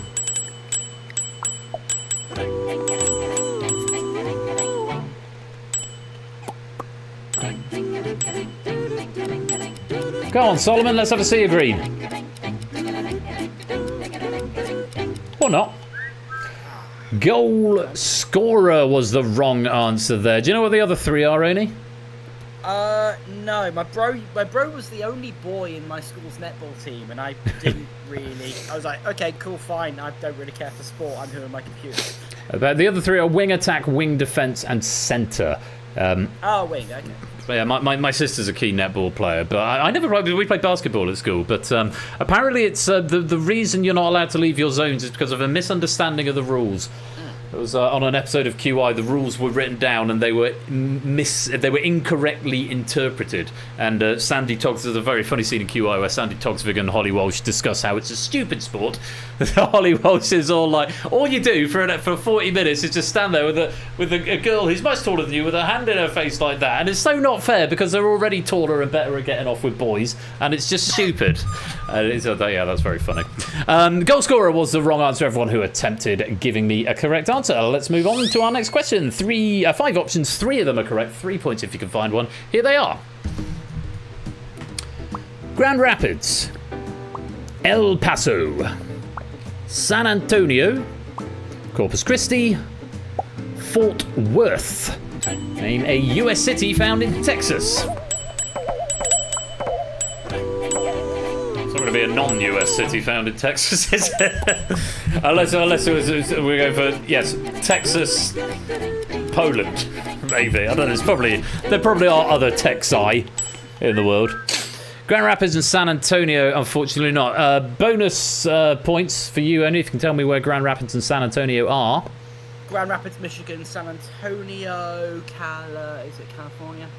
It is California. I've got San Diego in California. I'm assuming an answer got updated, but a host note did not. But yes, Grand Rapids in Michigan. I went for Corpus Christi because they're notorious that whenever WWE goes there, the crowds are just dead all the time. Oh, really? Yeah. El Paso, Texas, I'd heard of, and Fort Worth.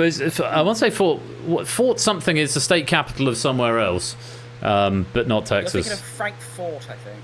No, I'm thinking of Fort something that's the state capital of, I want to say Arkansas, Little Fort? Little Rock. Little Rock, that's what I'm thinking of, Arkansas, yeah. The US state capital's not really my area. Well done if you got some points out of that. Plenty of people on 5. I like that, AD. The other Texases are available. Let's go on to question number 3, and 2 correct answers, 5 points if you can find one. Here are your options. Albert, acting, arts, academy, awards. Name a word that features in the acronym BAFTA. Little wipeouts here. Remember, you don't have to play. You going for something? He's gonna just sit this one out. Thank goodness. I almost went for awards. Thank goodness. Oh yeah, okay. I was gonna say, what would you have gone for? Yeah, Arts and Academy. Do you know what it stands for? It's British Academy, Film, Art, Television. Film and British Academy of Film and Television Arts. What's happening in chat?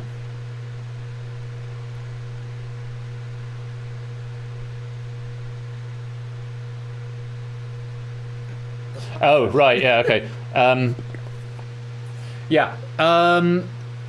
I'm not going to get into it now, but if there's something has snuck through, then apologies for that.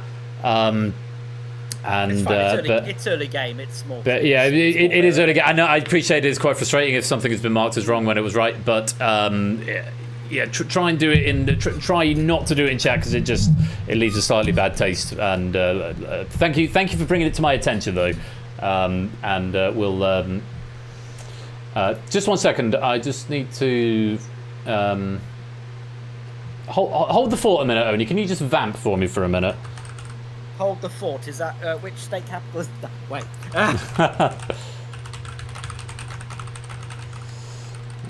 Although when you said fort, I was about to sarcastically say Fort Boyard. Yeah, I will tell you about the beer. Star Problem, pretty damn good beer. I think I still have the glass for it. It's like the lovely old like Czech one. I'm not going to do a little dance here, proves. You haven't paid me enough. And I'm also engaged, so no. You got to take me out for dinner first, at least.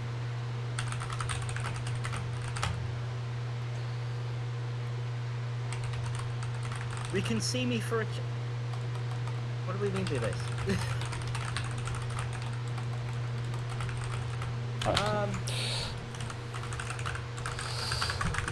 Okay, I need sorry. more bits. Sorry, I'm back in the room now. Sorry, just to drop that on you, Oni. Yeah. Right, yes, British Academy of Film and Television Arts. So Academy and Arts would have been valid answers there.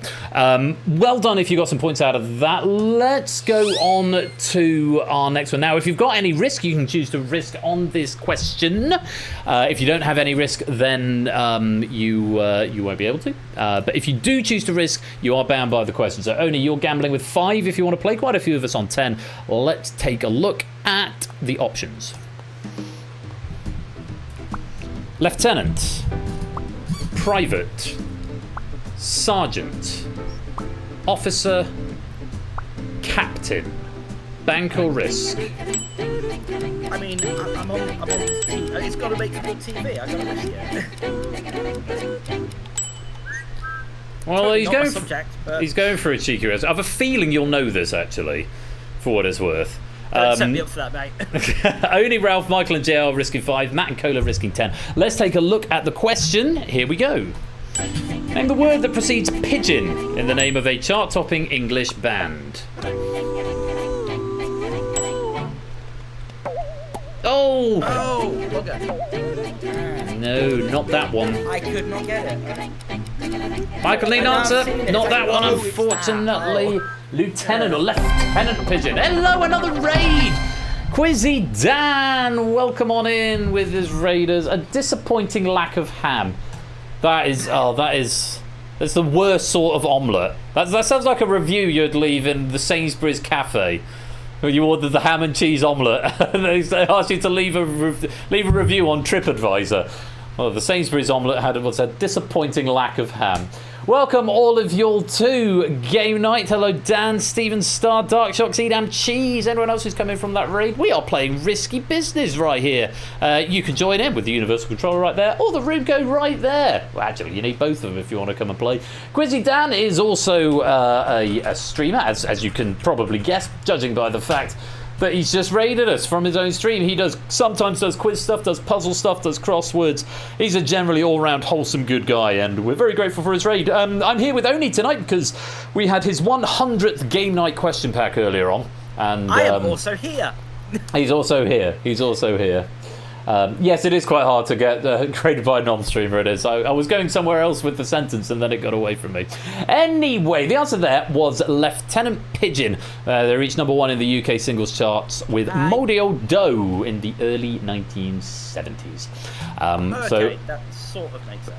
Well done to Cola and Ralph, doubling up the points there. We'll put those into the bank. And thank you again, Quizzy Dan, for that raid. Do come and join the game, anyone who fancies a little bit of quiz. Right, on to our next set of 4. This first one has got 5 options with 2 correct answers and 2 points if... No. 5 options with 4 correct answers and 2 points if you can find one. Here they are. Alba. World. 4. Parliament. News. Name a word which follows BBC in the name of a British television channel.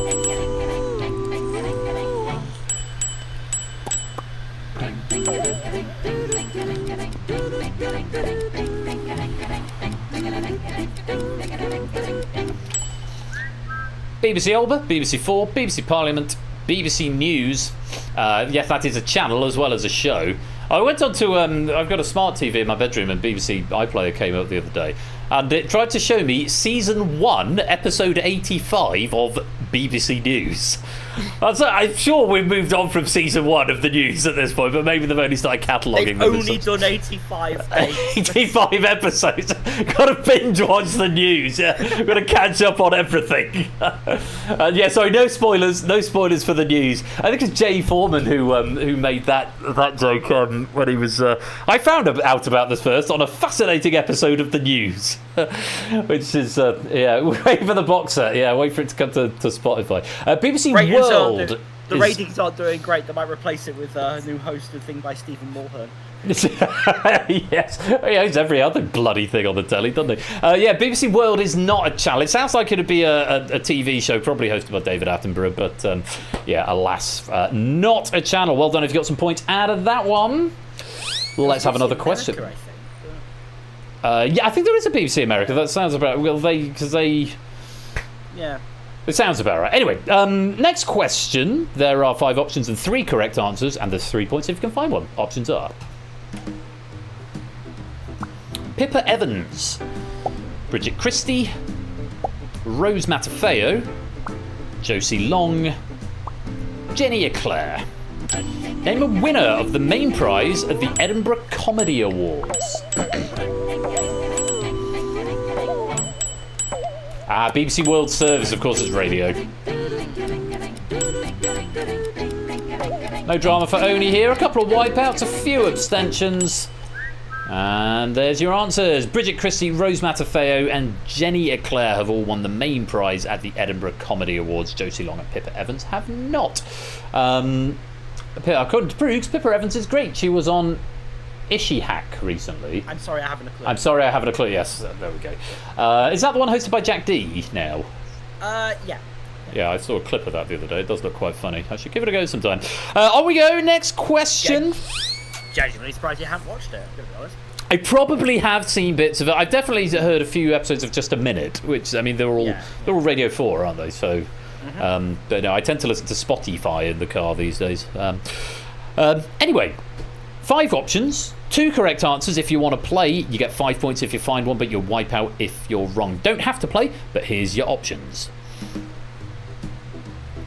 Suguru, Ken, Ditloid, Crisscross, Kakuro. Name a puzzle that primarily involves the use of letters.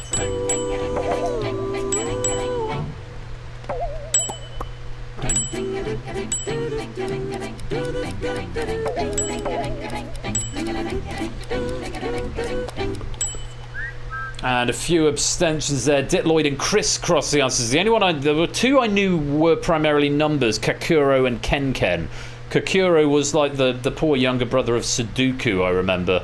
That I think came to prominence in the mid noughties. It kind of followed Sudoku, yeah. But yeah, there was... I mean, Sudoku's been around for ages, but it seemed to explode in that sort of 2004 sort of time. Yeah. Maybe that's just when I first became aware of it, but I seem to remember it became a bit of a cultural phenomenon for a while. But Crisscross I went for because I grew up on Puzzler magazine. So. Very good. Well, I mean, to my shame, the reason the time I started coming across puzzles, I used to buy a newspaper purely for the puzzle page, thinking I was really sophisticated and well-to-do when I was in 6th form. But yeah, no prizes for guessing what that was. There it is. Yep. That would have been puzzler. That would have been a better thing for me to buy. I used to buy the Daily Mail on a daily basis when I was in 6th form. I will plead ignorance. I did not understand at the time that it was the worst of British values dressed up as the best, and I bought it pretty much exclusively for the pull-out crossword play. Yes, I bought the Daily Mail. I voted Tory in the past as well, Lewis. At some point, do you want to have a go at me for that as well? She's going to shame me. Politics back, sir. I know. Where's the politics gone? Order and pay. Yes, okay, fine. Hey, I think I haven't voted for them recently. I will hasten to add, but yeah, finding out all sorts of things about him today. Only if you are you leaving now because you just found that out? I didn't know any better. It was pre-Brexit, before I actually became engaged with politics. And I started off voting UK Pirate Party, so you do you. Yeah. Also, I'm not going to shame myself for voting Tory in the same way I would never shame anybody for voting, well, Tory, because I think I think democracy is more important than the footballification of politics. And so I love my parents very much, and they've always voted Tory, and there's lots of people I have a great deal of affection for who've always voted. How do we get onto this? I blamed the Kakuro question coming from the Daily Mail. Anyway, I am now something of a libertarian. I vote Lib Dem and recycle and things. So we're going to move on rapidly to the next one. Out of the quagmire of politics. If you have got some risk, you can choose to risk on this next question, where there'll only be one correct answer, and your options are bungalow, shampoo, robot, cummerbund, pundit, bank or risk. Might start singing the red flag. I haven't just declared my undying allegiance to anything here. I say I'm somewhat liberal. Okay, we've got quite a few players risking there. 1, 2, 3, 4, 5, 6, 7, 8, 9, 10, 11, including our focus player Oni tonight. Let's see how you get on. Only one correct answer here, and all of you who are risking, you must give me an answer or it will be treated as wrong. Good luck. Here is your question. Name a word that derived from a European language.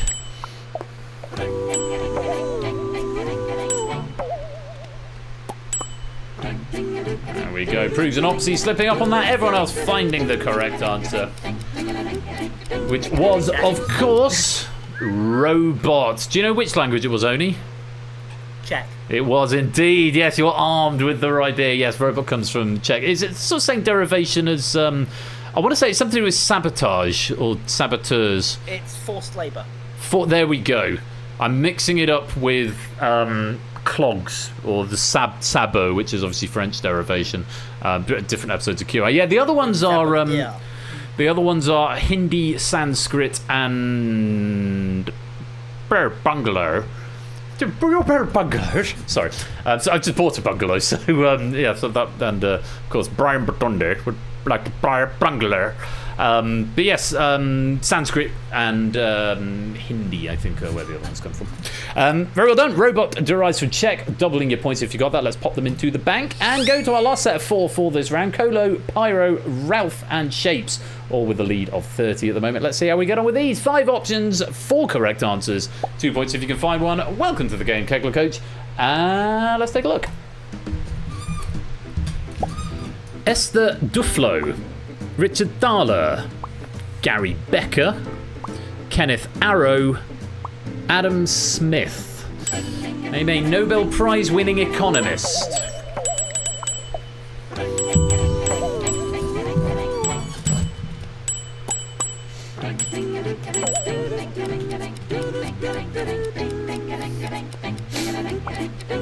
Welcome to the game, Vertigo.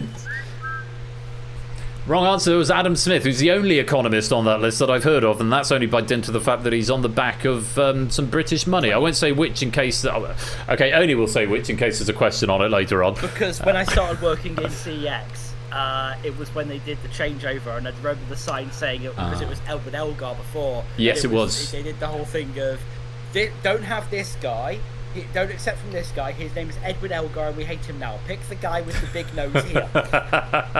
Yeah, Edward Elgar used to be on the 20. I was quite sad when he went away because obviously being a musician. But yeah, Adam Smith now on the back of the 20.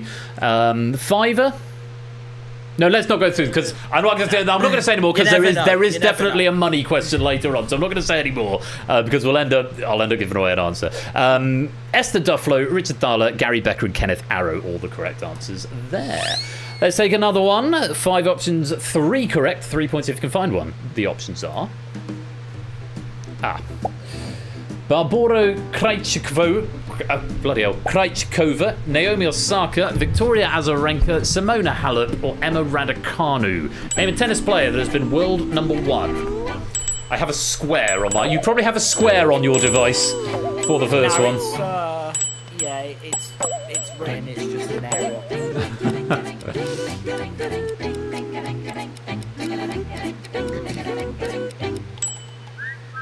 It was one of the wrong answers. Barbora Krejcikova. Krejcikova, yeah. Krejcikova. Yes, because you've got Metropolis now, so the C with the Hacek. Yeah. Hacek is the one. Croatian thing, really. Yes, that does scan on the broadcast font. It doesn't get through on Metropolis.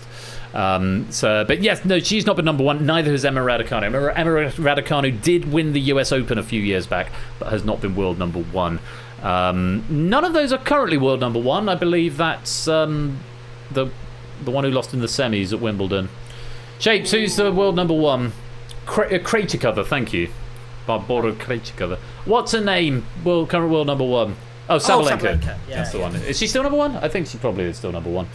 Right, good. Well done everyone there, especially me on the pronunciation. Let's move on. 5 options, 2 correct answers, 5 points if you can find one, and they are green, red, yellow, blue, or black. Name a word that has appeared in the title of a UK #1 single of the 2020s. You do not have to play.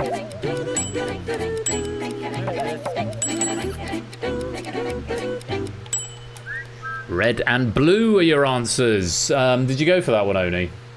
Nah. I can't say I blame you. I do have to play Suspicious. You don't. You literally don't. It's one of the rules. You don't have to play. 0. Oh, right, yes, So, in which case you may as well have had a punt. Did it work out for you? No, it did not. Oh, What a shame. what a shame. Yeah, it's I'm Good Blue by David Guetta and BB Rexha. I think they're both terrible. And the other one's Paint the Town Red by Doja Cat. Never heard. You've never heard? Even I've heard of Doja Cat. I mean, no, I've not heard the song. I know Doja Cat. Oh, is he? Right, yes. Yeah. No, I've not heard Paint the Town Red. The best one was one literally called Bitch, I'm a Cow. The music, I fear music is not what it was. The kids are listening to some strange things these days. Oh, lads, if you get me started on this, we're going to finish at bloody half 1. Do you remember like 5? Oh, no, we've started. And Backstreet Boys and other bands. I remember when artists had nice names, like Gareth Gates and Will Young and Ronan Keating. I started listening to music in '96, and one of the bands was called the Butthole Surfers. So I've heard of them. I know who they are. God, just like we sound like a couple of mad old men complaining about the state of the world, don't we? Welcome to the Stream Vertigo. I'm the one complaining. No, it is exclusively me, isn't it? Right, let's put the points in the bank. And the message from our sponsor, JR. I prefer the music that preceded this message. You and me both, JR. Thank you for the 100 bits. Right, time for a risk question. If you've got any risk, you can choose to. Just Ben on 10 at the moment. Ben 10.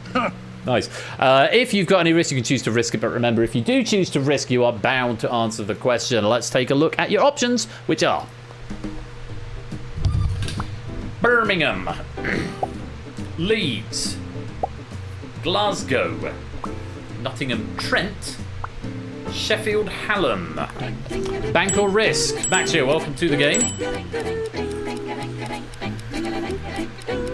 Again, I have to be brave. I'm on screen. Yes, it looks like it could be. Where do you think this is going, Oni? Well, 2 of them are universities, and well, they all are. Based on that. They could all be universities. Yeah, Lupine, Oni, Stimson's Angle, Destra, Fluffy, Tigo, and Shapes all risking here. Here's your question. Name a university with more than 30,000 undergraduate students.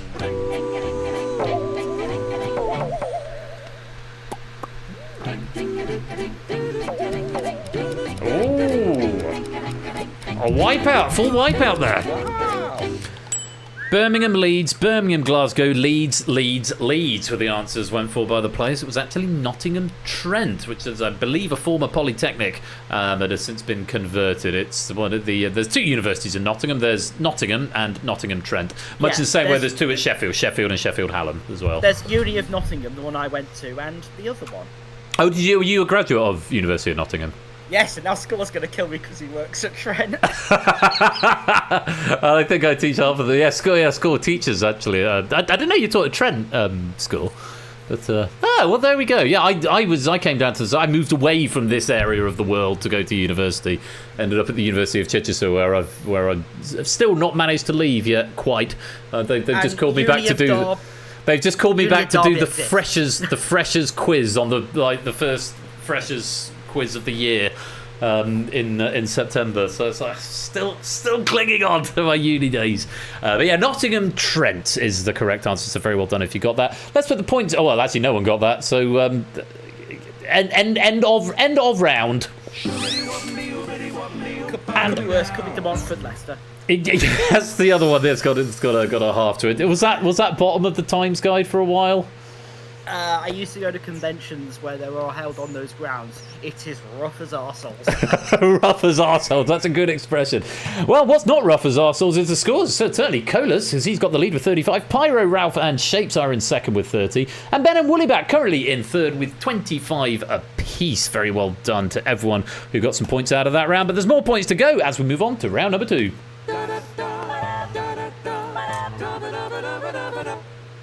It's the board game. Select as many of the 9 presented options as you like within 60 seconds. At least 4 of them will be correct. There won't be more than 7, but I won't tell you exactly how many because that's half the fun.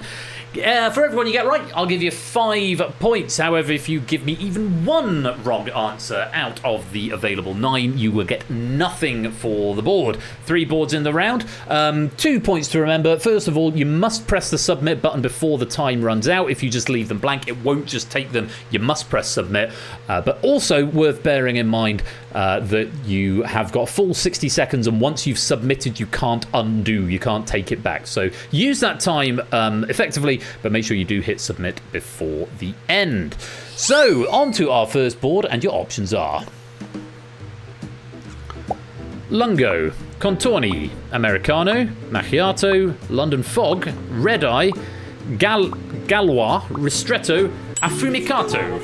Identify the coffee drinks.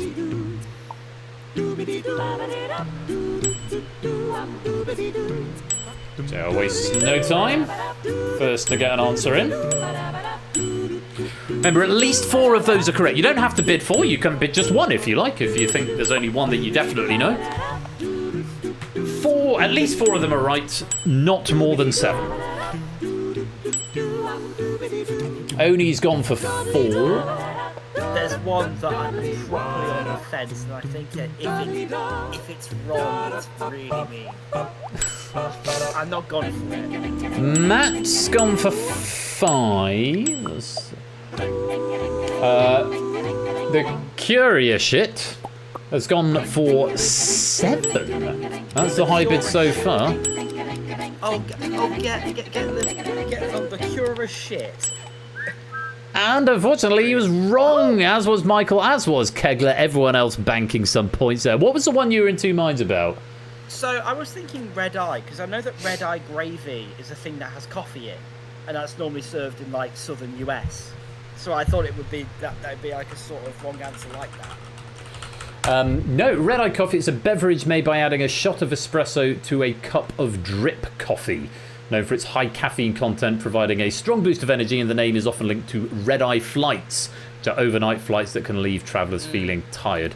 Seems like the sort of thing you might want to sleep on an overnight flight, personally, but maybe if you're going through time zones, I don't know. I've tried, it's so hard. Yeah, it is tough. Well done there, Matt. You got the most out of that board with 5 correct answers, banking 25 points. A lot of 4s coming out there. Sorry, I'm just a bit unhappy with my webcam, so I'm just fiddling with it. Contorni, London Fog, and Affumicato were all incorrect there. The others were all right answers. Very well played. Let's put the points into the bank.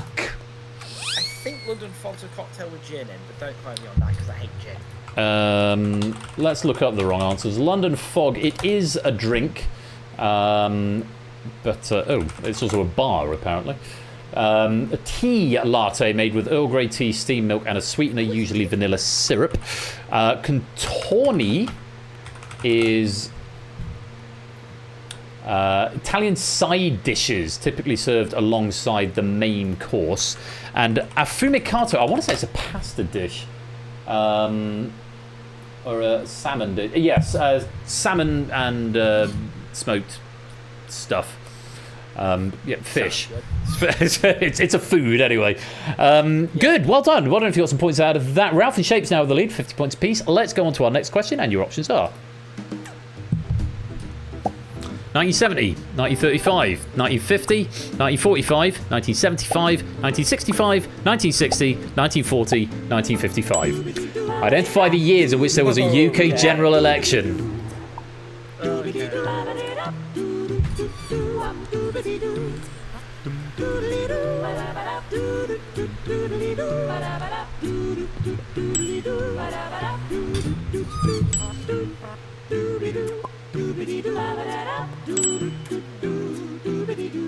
Tentative so far. let's be honest, all the ones that I were dead certs on are here. However, I've been able to use that to knock out a wrong one, so... At least 4 of these are correct.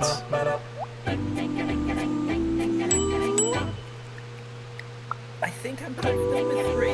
Watch me 2 out of 3 this one.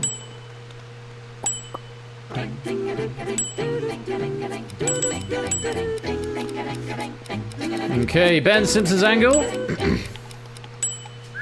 And that is time. A lot of red there. Only finding a safe 3. Which 3 did you go for? 70, 50, and 45. Yeah, 45, the one at the just towards the end of the Second World War. Yes, indeed, Clement Attlee coming to power, taken over from Winston Churchill. There was then another one in 1950 where Churchill came back. And 1935, which would have been, was that Chamberlain? William Chamberlain, yeah. Or the one before Chamberlain. I know. Did Chamberlain change hands? No, Chamberlain took over from. Yeah. And it was him who basically got. It was because it was him at the start of the war, and it was during the war that he got replaced with.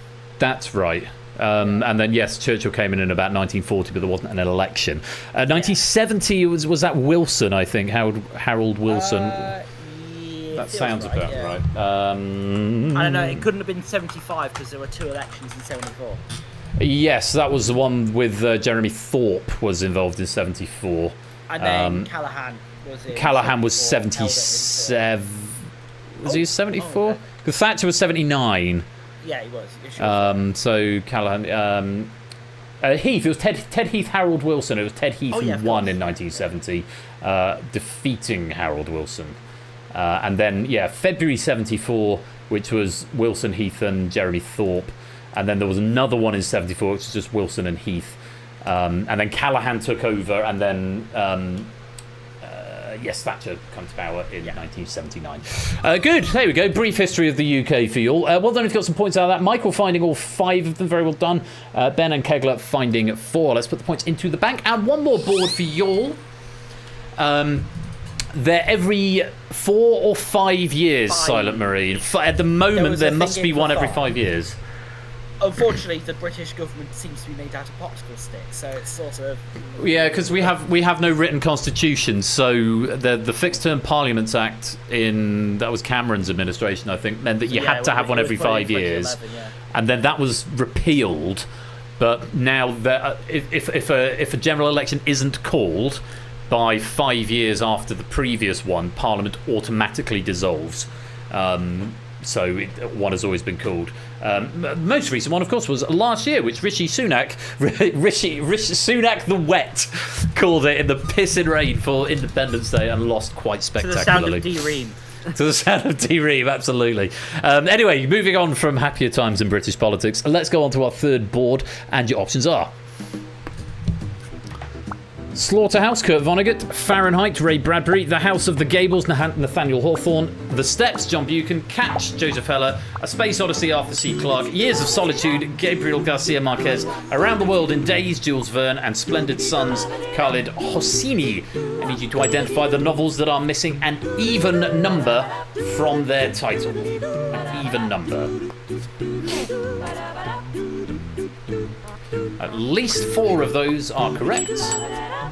Not more than 7. That question did not go the way I was thinking. I was thinking it was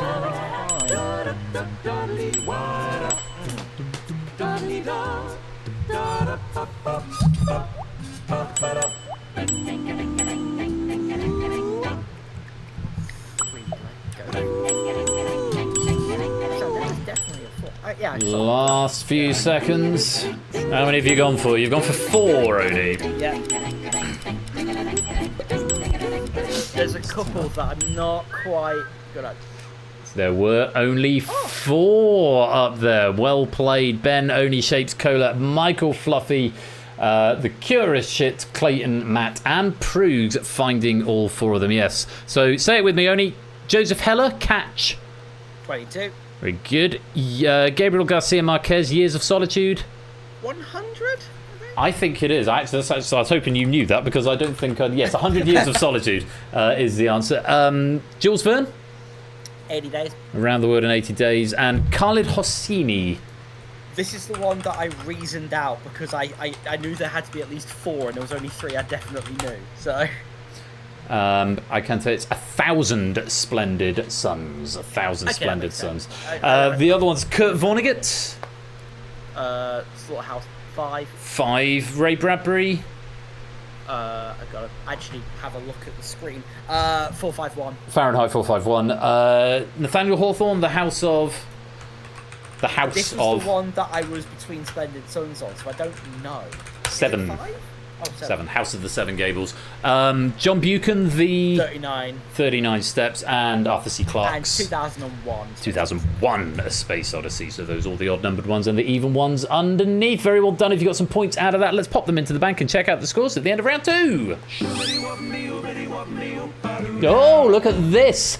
You're tied up with Shapes in second for 75. Kohler and Michael in third on 65, but it's Ben who's got the lead with 85 at the moment. Everybody has got some points in the bank. Yeah, we've got 120 points potentially up for grabs in the final round, so it is technically still anybody's game as we move on to round number 3. I'm not usually up this high, and I've never been gold on this before. I don't like this. I don't like this, Ben. I don't like it. Can you stay there? It's this or that. Select the correct answer from the 2 options presented within 7 seconds. Answer it correctly earns you increasingly more risk points, 1, then 2, then 3, then 4, and so on. Give me a wrong answer at any time. It reduces your risk points to 0 and resets your streak. If you abstain, it will bank whatever risk you've got, but also reset your streak. So if you go 1, 2, and then 3, and then abstain, you'll bank your 6 points, and you start building up again from 1. 15 questions in the round, so a perfect round gets you 120 points. Arun has done his Arun thing with this, where all the questions are styled in, or all the questions are styled in the same way. However, I haven't put the special Arun mode on because I didn't expose it to the config and I didn't want to rebuild the graphics.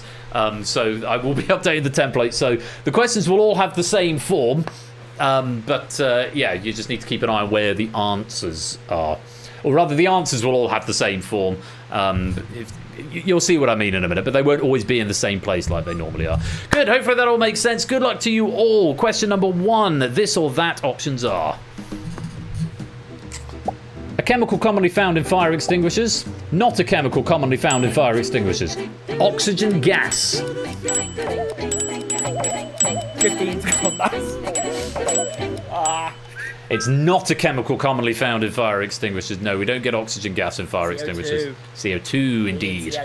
CO2. Special Arun mode, Matt, is what it actually does under the hood is it puts the answers into alphabetical order, because all of Arun's answers start with a thing or not a thing. So all of the answers will be in that form, either a thing or not a thing. But they won't always be in this order because that mode isn't on, just so you're all aware. Actually, yeah. An oxygen fire extinguisher would be the worst thing. That would, yes, that would not be of what it's supposed to do. It would be a good thing for an arsonist if you want to make the fire worse. But no, we don't pour oxygen on chip fires. That's not the way. Threatening me with a time. Thank you, Panic at the Disco. On to our next question. Question 2, this or that options are: a country in the southern hemisphere, not a country in the southern hemisphere, Uruguay. Imagine being a quizzer of such renown that you have a bespoke software mode. I mean, I could call the mode anything I wanted. When I played it out the inspector, it's just a Boolean toggle that orders the questions. But yeah, it was only a run that did that, so I called it special Arun mode, and then he did it again, and now he's done it a third time. So yeah, I definitely need to expose that to the config. Most of my boards when I do games in Google Sheets have a sheet literally titled "For sake, Hoddy." Uruguay is in the southern hemisphere. It's a South American country and it falls below the equator. Matt, Conradlac and Colin all banking 1 there. Let's go on to question number 3. This or that options are: not an arachnid or an arachnid, a scorpion.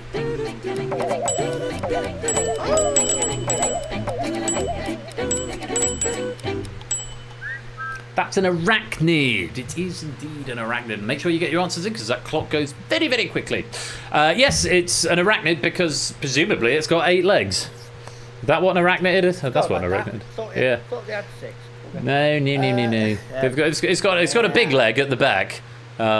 which is probably not a leg. But yes, Scorpion is an arachnid. Well done if you got that. Quite a few people still on the maximum. He's staring at me. I'm going to drink his insides. On we go. Question number 4. This or that options are...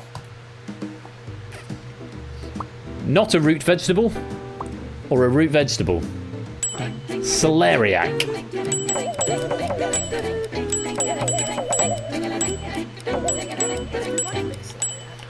It's apparently a root vegetable. I couldn't even describe a celeriac to you, to be honest. But I know what celery is. It appears in soup, doesn't it? Oh, yeah. I've had like celeriac mash before. Yeah, it's a nice thing with autumn. It's sort of along the lines of squash, that kind of thing. Yeah, it's just like googling it now. It does look very rooty. It is indeed a root vegetable. Very nice, very nice. Silent Marine banking 3, Vegan Clatspan Gamer banking 6. Let's pop them into the bank. Still got 6 or 7 players with the maximum of 10 as we move to question number 5. This or that options are: an album released in the 1980s, not an album released in the 1980s. Rumours by Fleetwood Mac.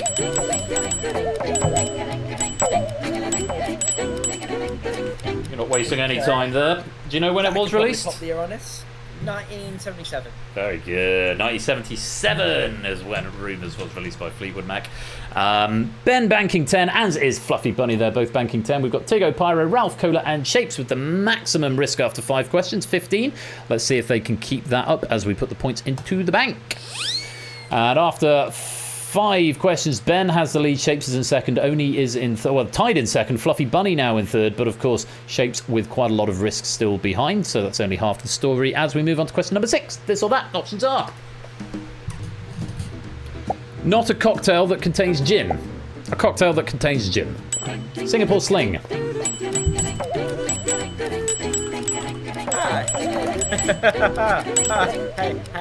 Hey. Yes, I would have been upset if you'd got that one wrong. Although I don't think you were a big gin drinker. You know what the weirdest thing is? As much as I said that I don't like gin, I really like Singapore Slings. And I really it's like mixed gin with cherry brandy, Benedictine, bitters, pineapple, and lime juice. It's a long Because there's so drink. much stuff in it, you don't taste the gin. Yes, I mean, so I don't drink vodka, but I will happily sit on the beach and drink Sex on the Beach all day when I'm on holiday, because it's like that. I'm also like that with tequila, and then like when not tequila. Pride. Whereas at Leeds Pride a couple of weeks ago, I had a shot with like sort of cream and mango in, and it was actually really nice. But, What, tequila? yeah, it's like sort of tequila rose. Yeah, I've heard of it. I don't think I've drunk it before. Yeah. There's one with mango in. It's really lovely. I just associate tequila with squirting lime juice in your eye and then rubbing salt in your Jap's eye. It's just not a fun experience for anybody. It's extreme tequila shots. Well, that went from 0 to 100 pretty quickly. Jesus. Yeah, no, that was my experience. Not You've quite been that. having tequila wrong the way. I'm exaggerating slightly to make a point, but yeah, you're supposed to lick something and then. Possibly not an expression we use anymore. Maybe not. Anyway, oh yes, I've just realised the connotations of that. Actually, it's just maybe I apologise for that. Yes, I hadn't realised the implications of that expression, which I wholeheartedly apologise for. I won't use again. Sweet Christ, man! Oh, that was embarrassing. That was very embarrassing. I'm sorry about that. Me that was going to have to. I think you're the one who's going to cause chaos tonight. I hadn't even made that connection, and now you've said that, Shapes. I feel really stupid and embarrassed. Don't dig. Don't. I'm not going to dwell on it. No, I'm dig. just lamenting in my own stupidity. I think now. Should suspend myself from stream for a week. I probably should do that. I'll do that. I'll be back next Thursday. Anyway, I'm not going to focus on it anymore. Yeah, we'll cut it out in post. Apologies. It's not live. It's okay. It's not live. Yes. Take Ben's soapbox away today. We'll edit it, but genuinely apologies for that. I hadn't actually made the connection in my brain. So we'll move on. We'll move on to question number 7. This or that options are: a game released by Atari. Not a game released by Atari. Space Invaders.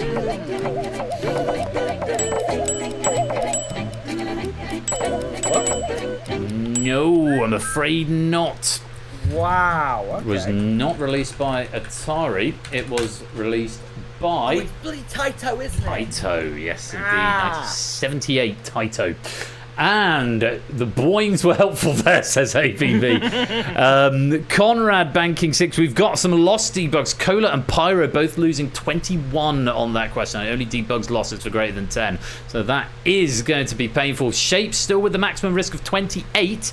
He is on good track at the moment. Let's pop the points into the bank that need to go there. The reason you had it on your 2600 was because it was incredibly easy to do a cheap version of it on the Atari 2600.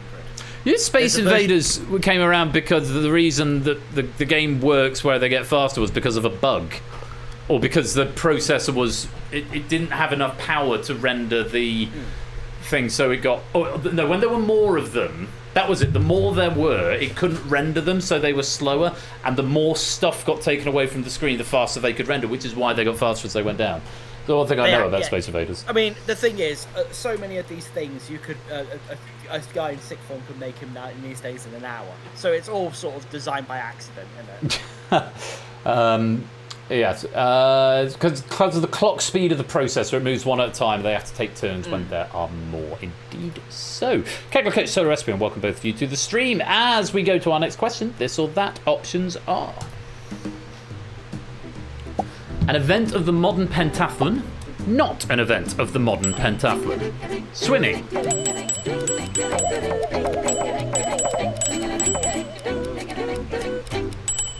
Yes, along with fencing, shooting, cross-country running, and since 2022, an obstacle course as well.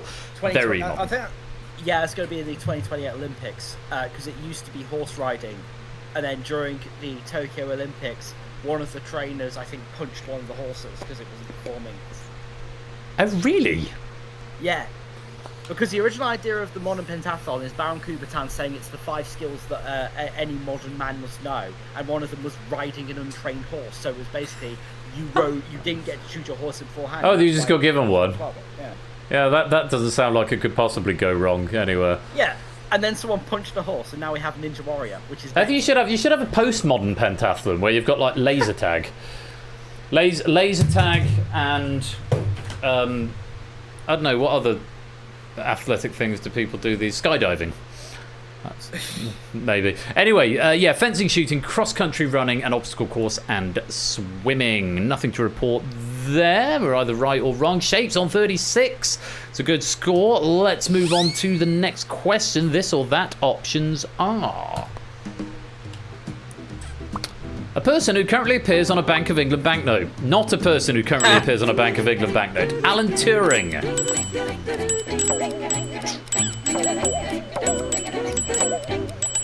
And I knew this question was coming, which is why I curtailed that conversation earlier on. Yes, only he... Yes, he is on the most recent edition of the £50 note, the father of modern computing. Great man, Alan Turing, and I would recommend the Imitation Game to anyone who hasn't seen it wholeheartedly. Conrad, like a Vertigo, banking a single point there. Shapes is, I think, still on the maximum. 45 points of risk after 9 questions. We'll take a look at the potential scores in just a minute. For now, on we go to question number 10. This or that options are... Not a battle fought on US soil, a battle fought on US soil. Battle of Toten.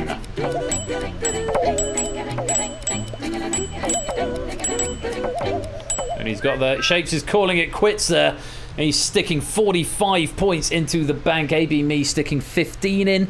BC sticking 10 in, and Silent Marine putting 3 in. Yeah, it was not fought on US soil.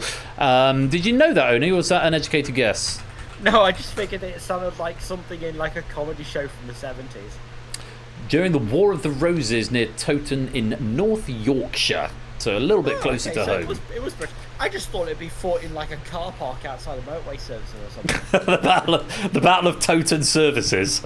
That sounds like the sequel, like Ernie, the fastest milk cart driver in the West, that kind of thing. Sound a bit like that, doesn't it? Well done, Shakes 45 going into the bank. Let's pop it in there now. And now seems an optimum time to check out some scores. So, actually, there's not much potential that we need to worry about. Shapes has got the bank lead. Ben is in second with 105. If we look at the potential scores, Michael could get a few more. He's currently tied with Michael's potential is tied with Oni and Ralph's bank, but Oni and Ralph, of course, have the bigger potential. But of course, Michael will be accruing points at a faster rate over these last 5 questions. Let's see what happens as we go to question number 11. I'm having so much fun taking the piss. I'm generally amazed at the stuff word. You're doing well. Let's see what happens as we go to question 11. This or that. Options are: celebrity born in Australia. Not a celebrity born in Australia. Russell Crowe.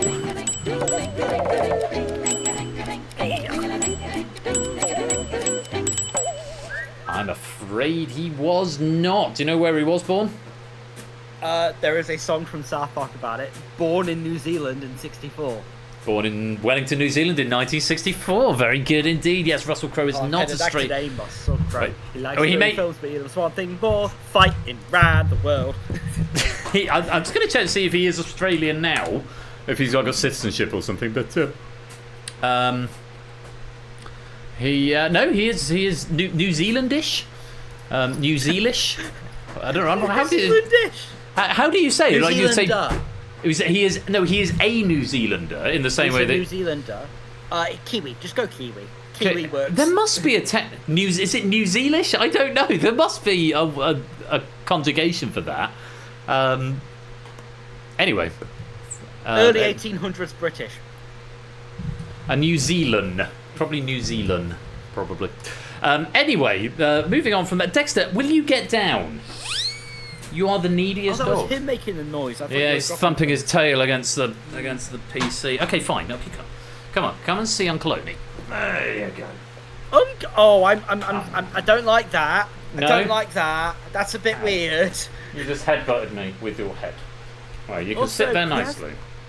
He looks a lot like my Lady Oni's dog, and also has the same name as Lady Oni's cat. Yeah, she's a good little bear. Oh yes, lovely kisses. Right, on we go. Question number. No, thank you. Question number 12. This or that. Options are: not a book of the New Testament. A book of the New Testament. Jude. Banking.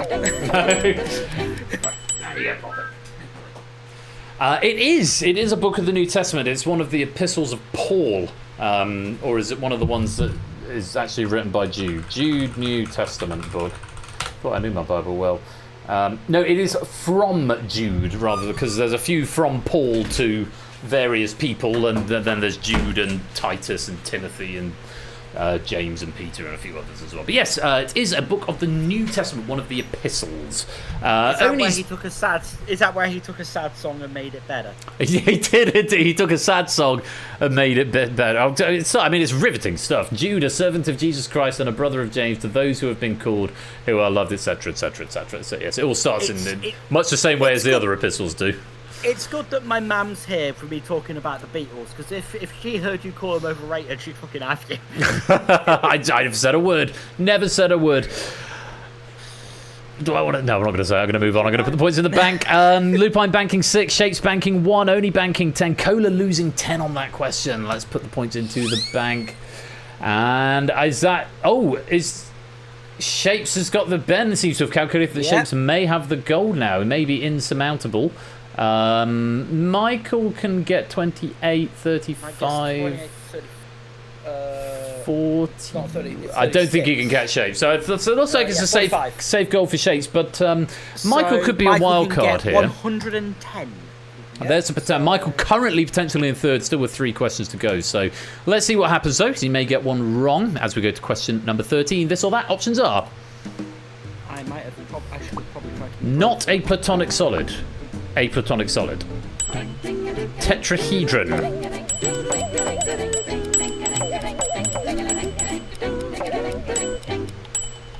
Michael's calling it quits there, sticking 21 in the bank. Kegler putting 10 in, and Tigger and Woollybat putting in 1 each. It is a platonic solid.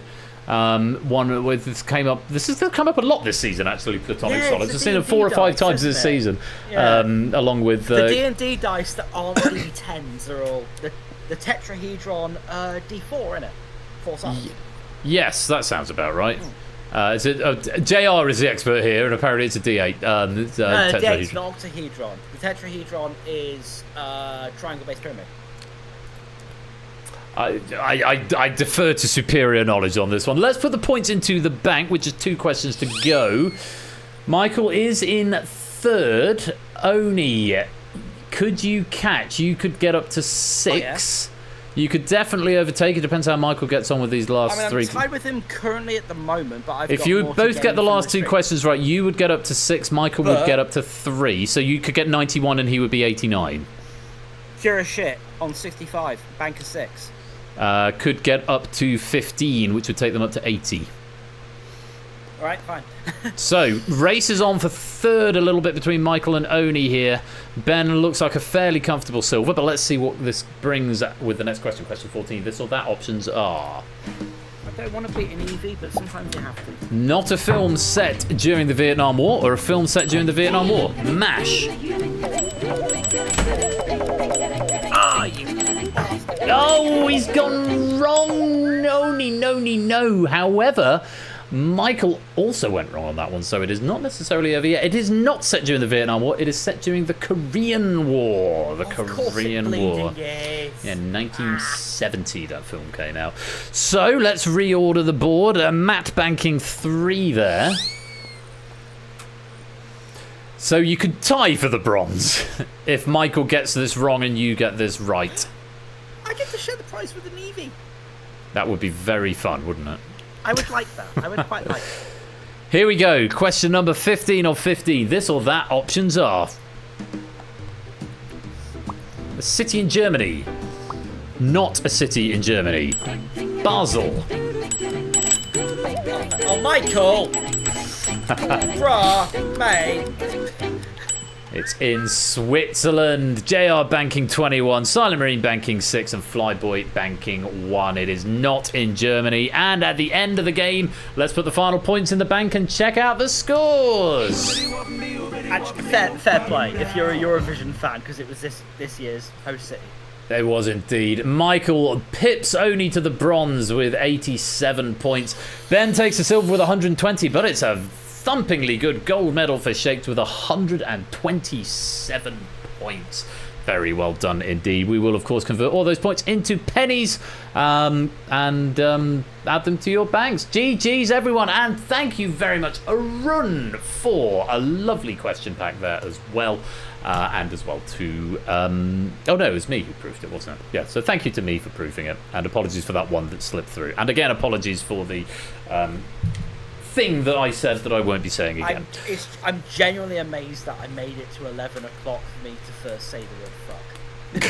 Yeah, very well. You've done very well. And I think I said it in the first hour or so, or the first minute or so at the dog, actually. So you've done awfully well there. A Kit Kat. I think you should have a Kit Kat. I think you should.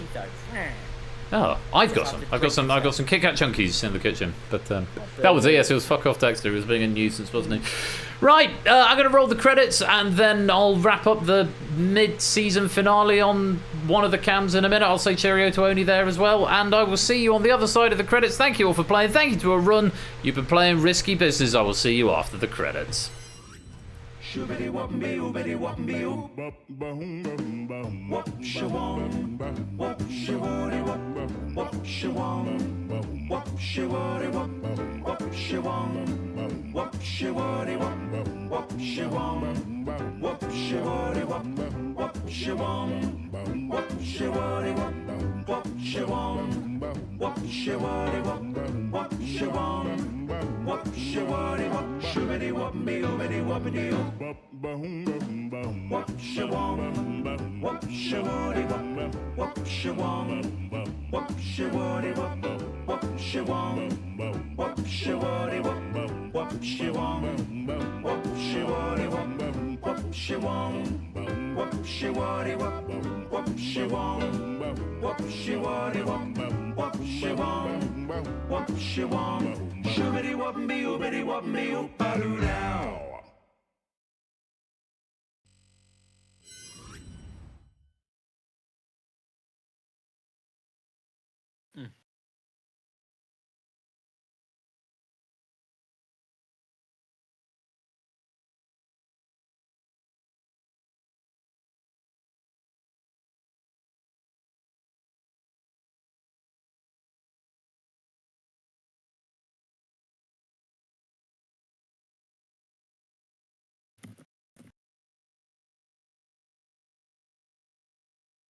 I'm muted. I was saying all of that while I was muted. No, I could hear you. You could hear me. No one else could. Oh dear. That was on the stream good. They said yes, so many. He said so many bad things about all of you. No, I know you can hear me now because I've just unmuted myself. I said all of the things that happened on the stream. For full disclosure, go back and watch the rest of the stream. The terrifying glows, the dizzying highs, the creamy middles. Yes, the creamy middles. Yeah, so just to recap, Shapes and Amy in the final of Battlefront. No, Lupine and Amy in the final of Battlefront, written by JR, proof by Cola, and Lupine eking out victory. A wonderful game of Moneybox, which saw Clayton and JR taking third place on the leaderboard. And we had Shapes taking a gold medal in Risky Business, and thank you to Arun for writing that. And massive thanks to Oni for 100 game night question packs, including the 100th tonight. Did JR actually usurp me? Yeah. JR? Leaderboard now is going to be Okay. JR and Oni are now in 6th. I'm not mad at you. I'm just incredibly disappointed. I'm gonna have you, mate. So all that is left for us to do is to pick a raid message, because that is the end of the first half of season 19 of Game Night. Remember, I'm not here on Saturday, but I will be here doing a dev stream next Thursday, and usual service will resume next Saturday, the 16th of August. Right, I fear that music is not what it was. Lots of arsehole related stuff here. We will cut that in post. Yes, that's a possible one. Randomly given horse, RGH. Russell Crowe isn't a celebrity. New Zealish. Russell Crowe Zoolander. I don't like his face, so... What? I don't like his face, so I'll drink his insides. Oh, the Moretti man, yes. A creamy finish, oh my. And on that happy note, well, I've got it down to a few. I mean, you might want to pick your own if we're going for a raid. I think we're going to go raid Dave Liquid Lizard tonight, who's doing Jackbox stuff. So we can pop over there if you want the quiz to continue. Stop pouring tequila on your cock. Yes, just to re-invoke that moment again. That's not getting on the shortlist. I know. I just did it to be a contrarian bastard. If you want to pick one of yours, you're entirely welcome to. But your options are: you've just farted. The long and short of it, you've just farted. So 2 variations on a theme there. Mountain lions down the shops. Mauled by a snow leopard in IKEA. Dope coin. Live reactions from frustrating quiz questions. Other Texases are available. I fear that music is not what it was. Or rough as arseholes. Any of those leaping out, you are welcome to pick your own. Do I do the bastard thing and just claim the cheap hundo pennies? Probably, yeah. Is that what you get? What, more by a snow leopard in IKEA? No, actually, no. The typical thing is that normally I say something which becomes the raid message. So rough as arseholes is probably going to take the win here. Rough as arseholes. It's going to be Clayton then. Everyone else gets the consolation pennies. So let's give those out now for the raid messages that weren't quite selected tonight. And it is going to be rough as arseholes, which is Clayton's claim. Another 100 pennies going your way, and we are going to go raid Dave Liquid Lizard. Oni, thanks again so much for joining me. I hope you've had fun. Of course I have, mate. Good. I can't believe we got like 3 hours here and I've not been told politely but firmly to leave. So yeah, no, it's actually been me who's doing all the social faux pas and I'm not covering myself in maximum grace. But maybe it's time for me to take a little break. A reminder, I'm not here on Saturday. I'm going to be dev streaming next Thursday, and we'll be back with Cryptex Distinction and The Abyss a week on Saturday. That's the 16th of August. In the meanwhile, you can come and join the Discord for all the latest news and to come and hang out with us and give us suggestions and things as well. But until then, have a wonderful rest of the week. Oh, have you got something else to add? And also, strangely, I've been sort of sitting down in this kind of little channel here between the ottoman and the sofa so I can get close to that. This has bloody good lumbar support. That's what you need at our age. Really nice on my back. I'm 34, mate. Come on. Yeah, I know. It's tragic, isn't it? Stop making me morbid. 2045 is bad enough without that shit. Go drink more beer, mate. Anyway, thank you all very much for coming to join us. It's been a good first half of the season, actually. I've been really happy with how things have gone. So much more still to come in season 19, coming from the end of next week. Dev stream next Thursday, and I do hope you'll join me for that. Thank you once again to all the writing team, all the moderation team, and everyone who has come along and helps to make game night work. And I suppose, yes, we're off to see Dave Liquid Lizard, and it's good night from him. Good night from him. It's good night from him, and it's good night from me, and it's good night from him. I can't remember how it goes. Anyway, you have been watching Game Night with me, Royal Flush, and him, Only91_573. Until next time, be splendid and wonderful and marvellous and safe, and as always, take care. A peace out, and good night. Ta-ra.